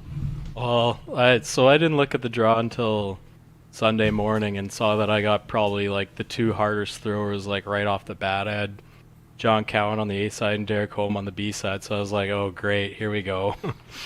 But against John, he just didn't come out sharp, and the one thing I knew, like from playing these, like the last time I made the 4 both sides, was that like mistakes are big, especially against the hard throwers. Like, you don't want to give them room to freewheel because then you're like really done. Because the hard ball can pretty much hit everywhere, but right on the beak and carry everything. And it seemed like every time he would plow, I just, take an extra second. And I think almost every time I threw a strike or a spare, like I never like gave him a free frame away. And I think just like over the course of the first two games, like I think after the first game I was up like 30, and the second game I was only up like 50. It was tight the whole way, but I think it just started getting to him where like he realized he's losing on mistakes, so he got tighter and started making more and more, and I just ran away. I think I ran a few strikes at the end, but that one went pretty deep. I think that was 28 frames. Against Derek home again, I was scared of the same thing. Like, I'd looked at his qualifying shift and he was either like super hot or kind of like mid-range, so I was like, I need to like get on him earlier. He's gonna wipe the floor with me, and sure enough, I threw a dud the first game and was down like 70 or 80. I was like really concerned. I mean, the one thing about playing with the same people over and over and again is you can like kind of learn their tendencies, know their mistakes, and I knew that, he has the tendency when he starts plowing to get quite a few. And it was the same thing against John where he'd plow and I would punish him for it. And it came down right to the end where I think I threw like a 4 or 5 bagger and he went like strike plow or something like that, and I'm gaining like tons of points there, and it just sunk him was the plows, the mistakes. The A16s, I ran into one of the few buzzsaws going up both sides of the ladder. Mark Johnstone absolutely wiped the floor with me. It was fun to watch, not fun to be playing him. He just couldn't miss. He came over and said like, oh, I was just on like 1 and 2 and was getting tons of corners and yada yada, and I was like, well, I'm toast. He couldn't miss. He was hitting both sides, thick thin. It was just all going. Like, I don't think I even bull bat. I think I had 560 for 2 and was down like over 100. So what do you do on those ones? I mean, I'd watched it like the whole morning, watching guys like Tyler and Sylvain and Lonnie just absolutely demolishing people in like 2 games. So I mean, that's what's tough about this format is you can like run into the people like that. You just never know when it's gonna happen. I mean, having it happen early sucks, but I mean, move on with it. It happens. That's why you got 2 lives. My B match in the 16s was against Regan. That one was a little bit of a grind. It was the same thing. Like, he would make mistakes and I would do my best to just jump on it, try and get in his head. He was playing pretty slow and I tried to play quick, so if he'd make a mistake on his second shot, I'd try and go fast so that he's going back on the lane, still thinking about that mistake, and think about it even more because I throw a double or get a strike or a spare or something. Just try and get bad thoughts in his head, not like on purpose, but yeah, you but know, that's just a reading mindset. people. Yeah, like just reading people's body language, trying to see like, you know, like try something and like see if it affects him a little bit. Like, I'm not one that likes playing super slow, but that was one where I was trying to like keep him on the lane instead of me, so that he's doing more thinking than I am. Like, the one thing I did really well all weekend was like not look at scores. It was just trying to stay in the mindset where like I can only control what I do. I mean, like, Mark just straight up beat me. There's nothing I can do about that. So, like, if I take care of business and don't win, then good on the other player for just being better. But yeah, that one went pretty late too. Is he just had a few like costly mistakes on like doubles and stuff like that, where he just like would miss spares, or he got quite a few bad kicks for corners and stuff like that, where I would keep striking and just kind of slowly pull away and just got enough on him. The B8 against Dexter, again, that match was my first break I'd had in the day. And like, I'd felt really good coming out of the first 4 matches, and coming to that one after the break, I kind of just like ho-hummed the warm-up and then got into it and realized that I'd kind of lost my timing. So I was getting like bad hits, like corners, chops, plowing, just straight missing. Just like technically really bad, but I kind of hung around. I mean, I could see how tired Dexter was, and I knew I couldn't let him stay around because he just needs like a second win and shoots a 4-bagger at me. Then I'm in like huge trouble because neither of us are really throwing strikes. How about that missed strike you got there? What missed strike? That was I don't miss. crazy. You know what? Honestly, I didn't. Even, Yeah. I don't watch anything at all, but I listen to everything. Right? Yeah, that's I faced the crowd and I listened and I can like tell Yeah. by sounds. Yeah. I walked by. I was like, he missed. No. Yeah. I was like, what happened? I asked was the literally crowd, like, standing there at the line staring at it too, and the pin just came across and just like, I was like, all right. I mean, I'm not gonna be like, oh, that was lucky. That was so funny. Yeah, the worst break I saw all weekend, I was watching just like Chris Bradford randomly. He punches the 3, it kicks back and hits the 2-pin. The 2-pin rolls across and takes out the other 3. So he got like the bad 8 out of a 3-pin. Well, hey, at least, you know, he ripped the 3. It's bad when you miss. You get the 3-2, and then it kicks across against the 3-pin. That's a bad break. You already ripped a 3-pin. You got a bonus 5. If you hit the 3-pin first and you cherry that out, and then you get the other 3-2, that's not a bad break. Yeah. But yeah, like the match against you, as soon as I won that one, it was like, okay, we gotta like put some work in here because I had another break from the A's. The one thing that I've done differently over the last few years, like from in the past, from making it like deep in runs and stuff like that, from like even after winning Red Deer, is like the breaks this time I was stretching just to try and stay fresh because you talk to so many people and it's like you sit there for an hour and your legs get heavy or your body gets sore, and I was trying to move around and like doing anything just to stay fresh. And I knew playing Sylvain that I was going to have to be like at the top of my game, just watching him like absolutely mow the competition. And that like from me running both sides the 1 year to the 4s, I knew that there was going to be a point where like he was going to get tired or just like slip mentally, and I knew I had to jump on him early in that match, and I did. I think I shot at 3 and he banged out 9-10 for like a 260, so I had a lead, which was all I wanted. I'm sure that was the first time he didn't have a lead all day. I was fortunate that I could tell he wasn't sharp because he was chopping and stuff like that. He wasn't having opens, he just wasn't like throwing strikes in a row. It was almost like he was just kind of like relaxed at the start and then saw I was like running away and would catch me. Because I think I had 600 for 2 and was only up like 50 or 60, and I think the third game I like struggled a little bit and he like basically brought it even, and I was like, oh shit, here we go. Like he's just gonna kind of run the sheet on me. And I think there was a point where we were both like on a pile of strikes and he just made the mistake first, like I said. Like he made the mistake, I threw the strike, and it was tough for him. I think he could have forced me to throw.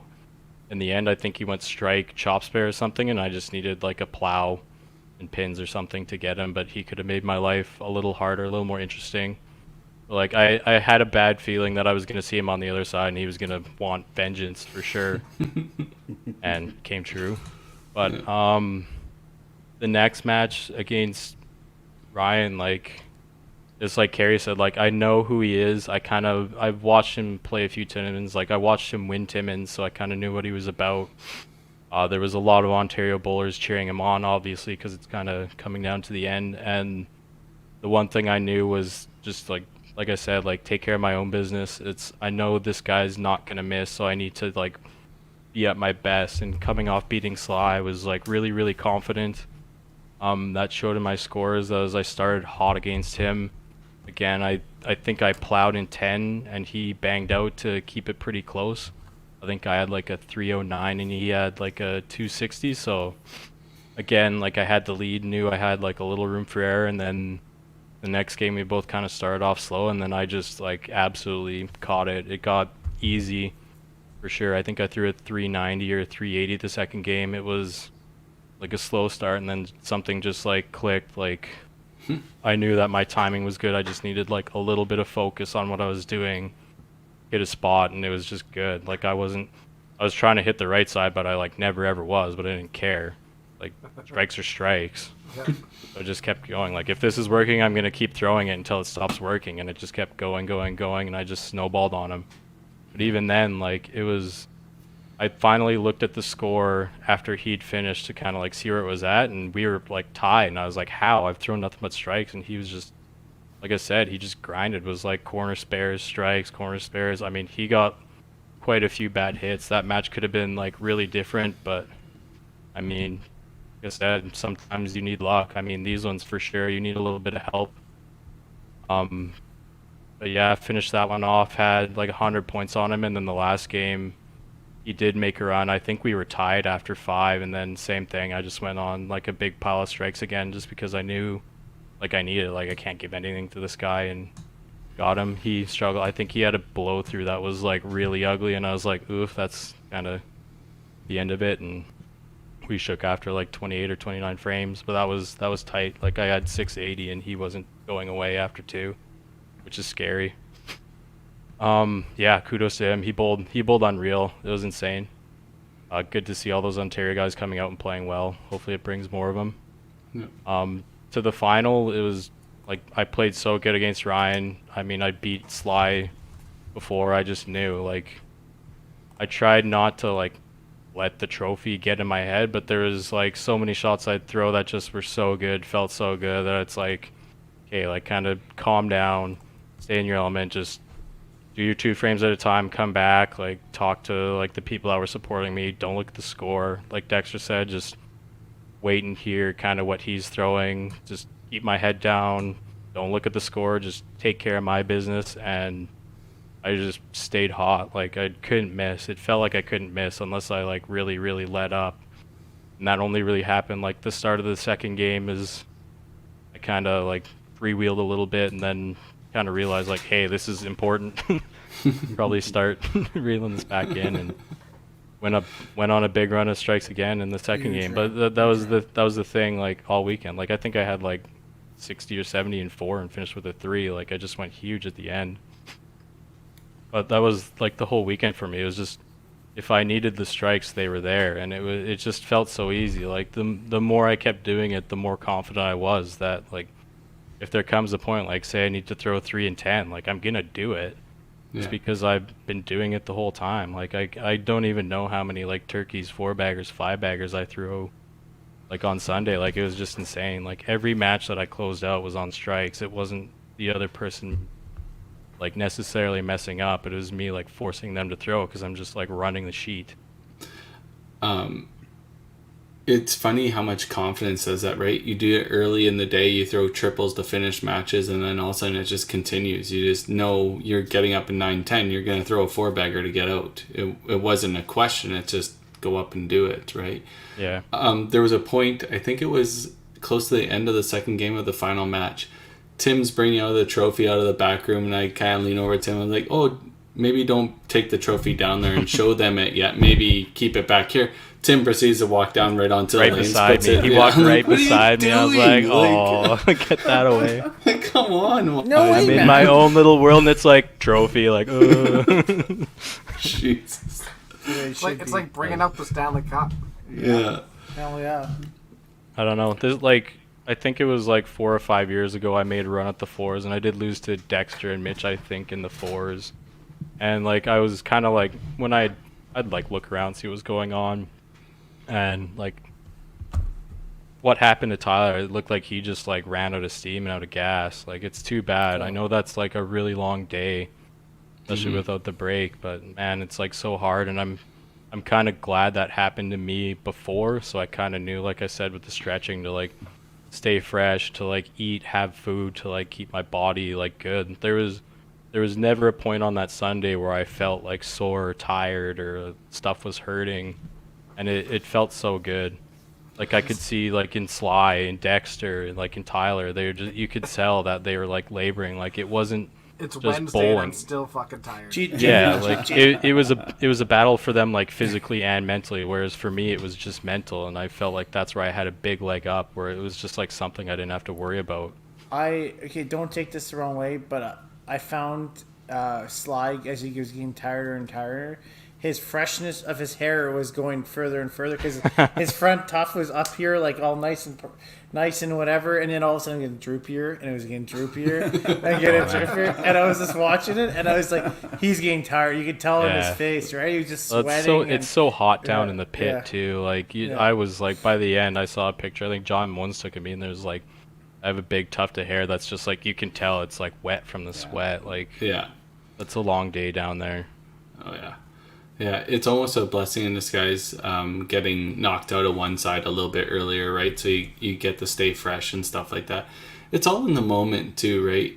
You get later in a tournament, even if you're running both sides, if you start to struggle, the tiredness just overtakes you, right? It's not like the tire. I don't think you being tired is what causes the struggle. I think is when you get that little bit of a struggle, then all of a sudden it seems to catch up to you, and maybe it's one or the other, but yeah, it's just it's hard to dig out of. There's just so much more going on in your head. Like I said, for me, it was like a few things. It's like, okay, if you're throwing chops, you just have to like get it more on your fingers because you're palming it. Like corners is timing. Like plows are just bad luck. I mean, I told you that at Masters of Balling, dude. Like I haven't been plowing. I just need to hit the middle. Yeah. And hit the middle this weekend, and it paid. Yeah. Yeah, you're also the one that tells me power chops isn't a thing. It's just a bad ball. It's a bad ball. Sticking by. Look how many chops I threw. I probably threw like 4 on Sunday. Well, you see, so he's the winner. I guess he's got some merit. Yeah. You win. I'm trying to spread the word. Everybody takes it as gospel. On Thursday night, every time Kerry complains, Derek's like, "Well, you haven't won here like I have." Yeah. Oh no, I'm not like you. I like making friends, Tim. We only have 4 other friends, Derek, on Thursday each, right? It's only our team, right? So hey, I had the COVID Cup guys there all weekend. They had my back. That was really cool. Yeah. All them sticking around. Yeah. The Derek Gall fan club. That's what it's called now. So I guess, Derek, what does the championship mean to you?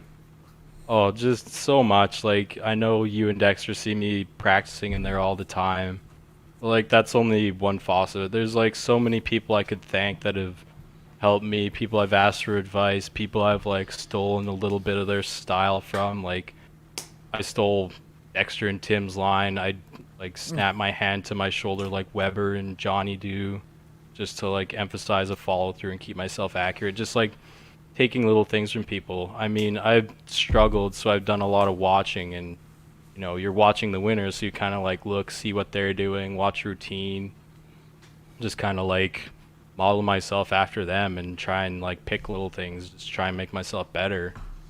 I mean, the struggle sucks, but I think the COVID break helped me kind of step back and like analyze myself better, just to like see like what mistakes I'm making and why. Like, I ended up switching to backup on Wednesday because I can't clear my hips with a hook, and it was forcing me to like whip it left. So that change was obviously huge. I mean, by the end of Sunday, I was throwing hook backup straight, so I was taking whatever I could get. Mm-hmm. But yeah, just like little things like that, just trying to stay like economical. Again, like my health was a big thing. There was a lot of years where I had knee problems. The last like 2-3 years I've gone to physiotherapy, and like I said, I've never felt better bowling, and it's so refreshing. It feels like I'm a kid again, where like I can play 8 games, and the only reason my back sore is because I'm just like up on the lane every shot. Mm-hmm. But, like, the knee problem being gone is like so nice. Like, I remember the year that I lost to Carey and Regina in the 4s. I think it was like same thing as like Dexter, where like 3-4 days later I'm like still sore. Whereas like right now, like yesterday, I felt fine, which is like incredible. So, last tour season, Brian Hurst wins, Derek wins this year. Is this like a diabetic thing going on here? Is this a new trend, or I don't know? Yeah. I mean, it definitely forces me to eat, that's for sure. You guys ran out of ham sandwiches. I was pissed. I know. My pancreas is definitely holding me back. I'll take it. You can have my like floating lump. Yeah. Like I said, there's so many like little things, like practice, like looking up things, like watching 10-pinners, like see what they do, just like trying to pull from the best, like anywhere I could, like looking at hockey goalies, like mentality, so they can stay in the game for 60 minutes, like trying to find like anything I could just to help with like little parts to get a leg up. Like, everybody here is on an even playing field. We all have 5 pins out there. We all have a ball. Like, you need to do like every little thing you can to get an advantage, right? Like, the competition is just insane. Like I said, you never know when someone's going to find it and tee off, and then, you know, can you dig in and throw strikes too? You got to do everything you can to put yourself in a good position to do that. Mm-hmm. Not to take away from this discussion, because I'm sure we'll still talk about it a little bit, but we have a second special guest, and it may be the youngest person to throw a perfect game at a tour event. So let's, without further ado, bring her in here. We have Michaela. Hello. How's it going? There we go. Good. How are you guys? Good. Do you own anything that isn't Yankees related? Just asking. Just somebody get her a hat. I do own a WCBT hat. I just don't know where it is actually at the moment. That would have been appropriate for this podcast. I know, right? It's missing. I wouldn't worry about it. You have a perfect game and he doesn't, so just let that slide off your back. Sure. So, how does it feel a couple days after the big tournament and obviously throwing a perfect game and making the cut? We were kind of having a discussion about this earlier. You may be the only player in WCBT era that has thrown a perfect game in qualifying and still made the cut. So, yeah, just so you're aware. I mean, I didn't know that, so that's pretty cool. But it's more believable now. I feel like I find it funny because after I threw it, I was talking to like Mel, and I was like, "Hey, can you just like pinch me for a second? Because like I don't know if this is true." So like that was one of the funny things that happened. But yeah, I feel like more days like that had passed, I can remember more too. That has like happened in like the conversations I've had after it. So that's pretty nice. Like I can remember like because Rob Wolfson had given me a hug and said some things to me, so I can finally start to like remember what he said instead of like It's a blur. totally like blurriness. Yeah. Yeah. All the elation going on in your head too, right? It's so hard to focus on anything after something so big as that, and obviously you still making the cut, like that's always kind of the trend. After you throw a perfect game, you kind of go in a little bit of a slump, and you held it off as long as you could, but it did show up in game 7 and stuff like that. But for you to come out in game 8 and battle your way back is absolutely amazing, and it's something that a lot of people don't learn early, and I hope that you learn something from that, because you are going to have that little bit of slump. And I know you had a lot of people in your ear kind of going in through game 7, game 8, and I was so happy to watch you battle your way through it and make it through, because as much as the perfect game is great, your ultimate goal was to make the cut, right? So that's huge. Yeah, for sure. Outsider looking in, when you're shooting your perfect game, I thought it was really cool how some of the ladies were really there for you. I don't know if you remember because it was a blur, but Shauna was there and Tracy was right behind you the whole time. How did that feel during that whole process? I during the 450, I didn't really notice Shauna until like after, but Tracy for sure. Like I honestly, especially my last ball, Tracy had said some things to me, which I obviously don't remember, but definitely like helps. Like I don't think I would have threw my 450 without Tracy being there. Just helped me calm down just for that last shot for sure. Mm-hmm. But yeah, it's nice to have like all the ladies or like women like on my back and stuff like that. So have you gone back and looked at the live video, seeing the perfect game or anything like that? I think I've seen it like 3 times. I don't really like watching it. It's like weird to watch almost. It's me and Marcel watched it last night because I had only seen the one that Jen Baldwin had filmed, which I like laugh every time I watch it because like when she's talking in it, I like it's hilarious what she says. But I watched Derek's, which Marcel had showed me, and so it was just like a different angle because I could see like where my shot went. So just yeah, but And I'm all not a your huge strikes fan of were watching that. absolute bombs. They were all absolute bombs. There were no questions about any of them. It was awesome. There was no sleazy ones at all. Yeah. Was there ever a moment where it kind of like crept into your head that you could throw a perfect game, or was it just like one shot at a time and being in the Oh. moment. Like, did it ever creep into your head when you were at like 7, 8, 9? Yeah, honestly, probably like the sixth frame. Like, I've always been like a person who like starts like, honestly, even like sometimes I'll be like, oh, I threw the first one. I have a chance at a 450 here. But like, but when I got to around like 6, 7, I was like, oh, you have that, like, you're throwing a good shot. Like, they're all decent and everything. And so I kind of like was like, oh, here could be like your chance. And then once I threw like 9, it was more like confident that I was saying that I could do it. Like 6 was like, oh, you have a chance. It was kind of like a joke, but then Usually when I think about that is when I mess up. That happened a few Thursdays ago. I had front 9 and started shaking. I was like, oh no. Yeah, Not again. Almost pitched. You were really close, Derek. Yeah. Thanks, Tim. Yeah, Michaela, first of all, what I would do is set yourself a reminder, every morning, say, I don't know, 7:30, 8 a.m., and send that video clip to Marcello and Rich, and just show them that it is possible to be a good bowler in that family.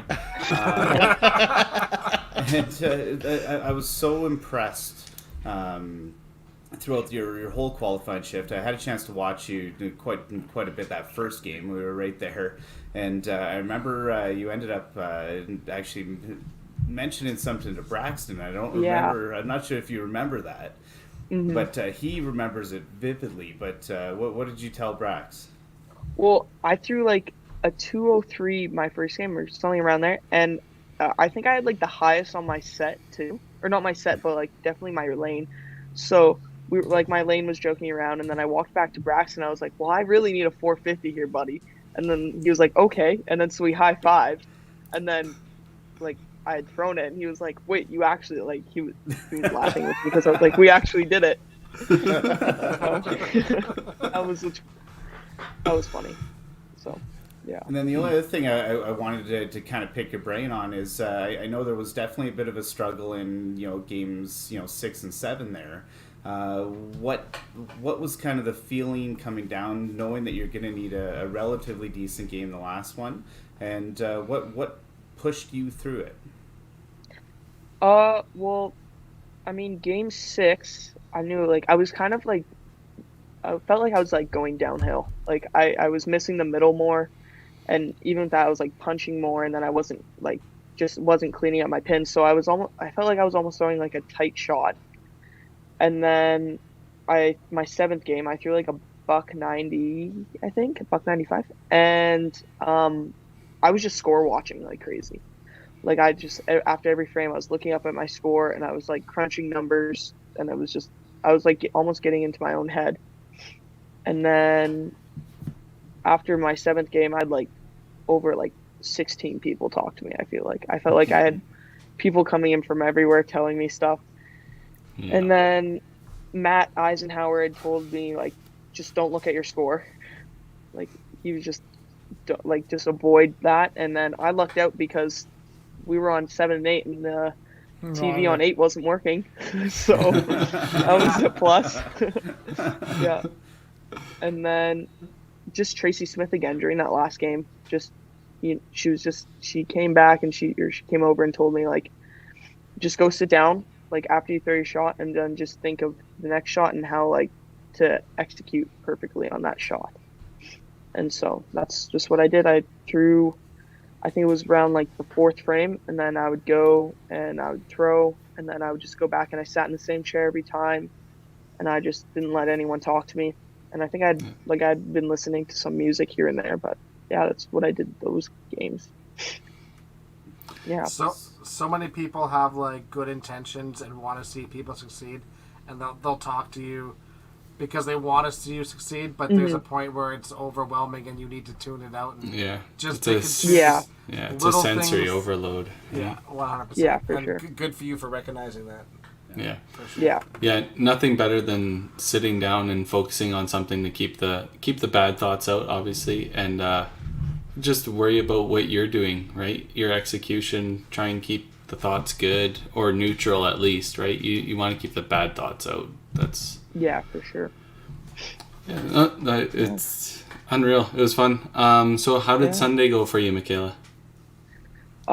Sunday did not go as I would like. I mean, everyone wanted to succeed, but I was like getting in my head. I was putting way too much pressure on myself. I was throwing like a tight shot, and I think it was the first game against Derek home. I punched every second frame in my very first game, so that didn't really help. And I was just then I would go up on the lane, and I'm just already done. I was here don't I was just telling myself bad things that I didn't need to say, and so that didn't help. And then I think who did I play? Jordan, my second, and I had lost again. Justin. Justin. Okay. I had lost to 80 pins or more to Derek, and then my second or the B bracket. I was only down by 20 pins going into the second game, but then I just wasn't getting my spares. I wasn't throwing as many strikes as I would like, so. Yeah. And then I was down by 200 pins, so that didn't help that much. Yeah. I'm sure most of us here can say is we've all gone bang bang probably in our first tournament and maybe even our second or third. It takes a little bit to get used to the Sundays, and you doing it at such a young age is just meaning by the time you make your second round, which could be the very next tournament, who the heck knows, you're going to be so much farther ahead than people your age by far. So congratulations. It's an amazing run, even though you may have not had the Sunday results you were looking for. You had results on Saturday or qualifying that most people don't have yet, right? So pretty cool. Pretty successful too. I mean, she won her first match in the Invitational, right? And I mean, you walked away with how much money this weekend? A lot of money, a lot more than the rest of us, except for Derek. I heard you're buying Yeezys. Yeezys. Around $3,700, I think. That's not bad. Close to there. That'll fund the bowling addiction for a while. Yeah, that's for sure. Yeah, for sure. Yeah, I got the new shoes already on the ordered list, so we'll see what happens. Always buy yourself something nice when you get a little bit of bowling money. Oh yeah, for sure. Yeah. Cool. Yeah. You guys have any more questions for Michaela? No, I think it was just wonderful how she played, and amazing, and it was great having her do so well, and I know Marcello got his first 400 in autumn, and now she does the same thing and one ups him. But you know what? Maybe it's just the year of the maybe it's the year of the kids, right? Maybe that's a good sign, right? So yeah, exactly. It's a positive and against each other. It's really great. So. Not only it's inspirational for all of us because we had to keep us on our toes, right? So I mean, I played 5 TPCs before I made a cut, and I was 23 when I made it, so yeah, jealous for sure. and make a cut in the largest cash event that's ever been played, which is I think even more impressive than previous years. I was super impressed with your poise throughout the whole weekend, including the Invitational. There's a lot of pressure that first go round, so you handle that with class, and really proud to see you grow not only on the cash circuit, but I know you've got a lot of other big tournaments coming up here, including one next weekend if I remember correctly, up in St. Albert. Yeah, I have the singles provincials or YBC singles. Yeah. So, I think so. Right, next weekend. Yes, you do. Yeah. And do you have any goals, personal goals for any of those tournaments? I mean, obviously to win, but I always like to have like a certain average cap that I always have. So like I think the last time I can't even remember the last time I bowled in a singles event for YBC. It would have been like I lost at St. Albert 3 years ago, I think, or 2 years ago, wherever, before COVID, and I just remember like bowling terribly. I made the step ladder, but I just did not like hit my standards. And so this time I almost like, like around 250, like I just want to, succeed that way, and or have like every game over a certain amount. So like I do that for most tournaments. I'll put like a I'll take a score. So like this weekend I'll say 250, and I want every game above 250 or two, like around there. Yeah, that's what I do. But well, if you shoot a game lower than 250, a 450 fixes it. So Exactly. it's true that. Yeah. No, it was amazing. I do want to ask a question. This was kind of brought up earlier in the podcast. For everybody can answer it how they feel. Do you feel like the field is getting younger, or Michaela? This might not be a question for you, or is it just we're older, and the field is just younger because we're older, right? Because we used to be the young guns, and probably the older guys on tour are like, oh, this tour is getting young. It's just the way of the times. There's just more players, so it seems like there's a lot more young players. The percentages are probably the same. I agree. I think there's a lot of new faces making cuts, and they all seem to be young. I mean, the one exception this weekend was it was really cool seeing Blair Pizzi make a cut. That was really special to see. Yeah. But even like Colton Yuza in Calgary and stuff like that, and your brother as well, you for TBC. It just seems like there's more and more of you, kind of taking your bit of the spotlight and running with it. And we hope you make it back to it 100%. Yeah. Really cool to see. Yeah. But I don't know if it's so much like there's more, or if it's just different faces, like, because those cuts used to be Evan, Bradley, Tyler, right? Those used to be the young guns that just all of a sudden came out of nowhere and made cuts, right? But they're still young though. I mean Tyler's not really. Tyler's 20. Well, Tyler, but Evan, like, Evan's what do you 25, consider 26. young, Tim? Younger than you? Jesus. No, but I mean, I think 26, 25 and under is still young. I would think. I was making cuts at 25, 26. So And you're you were- saying that was... Yeah, you were young. Yeah, you were young. But the thing is, though, So it's the same when thing. when we first started, there was 125 entries and how many different people, right? There's very few young people compared to older ones out there. Now it's just exponentially with the amount of people. There's just that many more people there. I think percentages, it's the same. I think there's just more people, you're right, but I think We're percentage-wise gonna have it's to the look same. at that, aren't we? Yeah. I think they're around. I think it'd be the same. I think they're just new faces. Yeah. Yeah. You should put down a tour Yeah. membership age. No. Figure out that. I wonder if it's just with the tour itself being such a prevalent thing now within our sport. Now we're just getting more and more people who might take the extra year or two before they jump on tour. Now they're just making an appearance, and then they're making an appearance, and some are making cuts or at least making waves. It's just kind of more built into the bowling culture now. Like back in our day, how many 16 or 14-year-olds did we ever see play on tour? Right? None. Yeah. Right. You So get now like that- local YBCers and it'd be like a handful.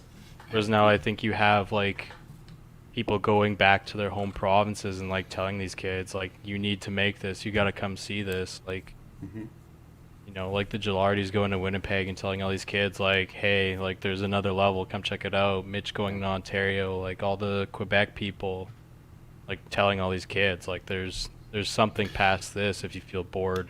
Yeah, I think it's just you're seeing like you said, a little bit of the evolution. Like the Wisemans used to be those ones that all of a sudden they started playing the tour, right? You guys were young when you started playing it, right? It's just an evolution of the sport. We are the older crowd now, or I guess the middle crowd. There's still the older crowd, but it's nice seeing that. I feel like the older crowd. Nice seeing the young people continue to come into it, and you just know that it's healthy, right? Yeah. It was healthy when we came into it. It's just bigger now. That's all. It's just grown. Agreed. It's awesome to see.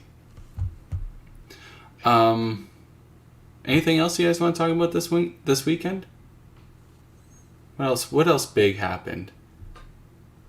Was there any? There was some 400s. fouls. Yeah, lots of 400s. Yeah, you're saying Did you there's guys say nine. there's Nine? of nine? them? Yeah. Yeah, I have them right here. So how many years in a row has there been a perfect game at the TPC? Is it 3 now? We've had, what, 4? Is it 4 perfect games now? We Eric. have Michaela, we have Dwayne, we have Eric. Eric Chose, and Jordan Schutz. I think it's 3 seasons in a row that there's been one, and then it's been 4 out of 5 or something like that. Yeah, that's crazy. Yeah, it's a lot.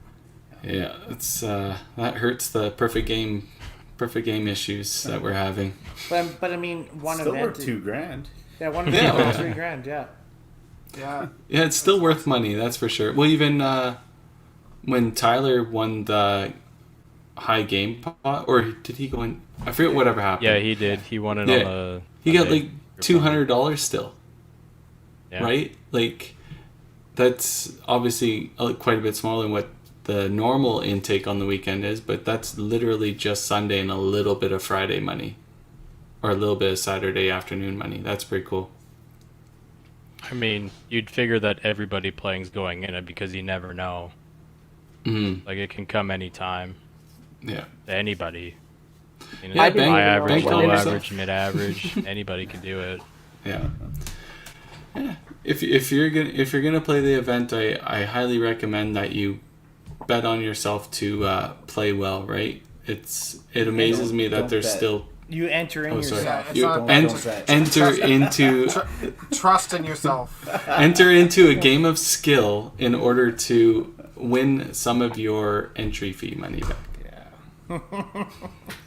I think it was like either my 10th or 11th shot, or maybe it was going into the 10th frame, and I was like, oh, I wonder if I went in the 450 pot, because I totally didn't remember going in it. I was like, that would suck if I didn't. Jordan Schutz did that, and I gave him 50 cents because I figured he deserved something. Yeah. He didn't go into the Whatever he singles had. pot either. Oh, Wow. Like, here. bad. That's amazing. You go play this big money event and don't put in for. He didn't. I He don't didn't. know. In all You know fairness, what? though, he didn't have. I think everybody sponsored him. Yeah. He didn't have And a he lot of does money. not regret it at all. He's like, No, honestly, no. if I did go into that stuff, I probably would have thought about it, and I may not have never have thrown it. So, it's fine. He's just saying that to save face. Yep. You instantly regret it. Eating him deep inside. Honestly, I personally would take a perfect game over the money right now, 100%. I wouldn't. No, Yeah, See, that's why I'm totally okay with upsets Okay, or like I'm going mistakes for in my another game because I've fine. never You've thrown got one. 3 of them. 3, 4? How many of them you got? Get out of here. Just 3. No, just 3. Shut your mouth. Except my 3 is only worth $500, so. My 0 is worth 0. They were all back closer to Michaela's age, though.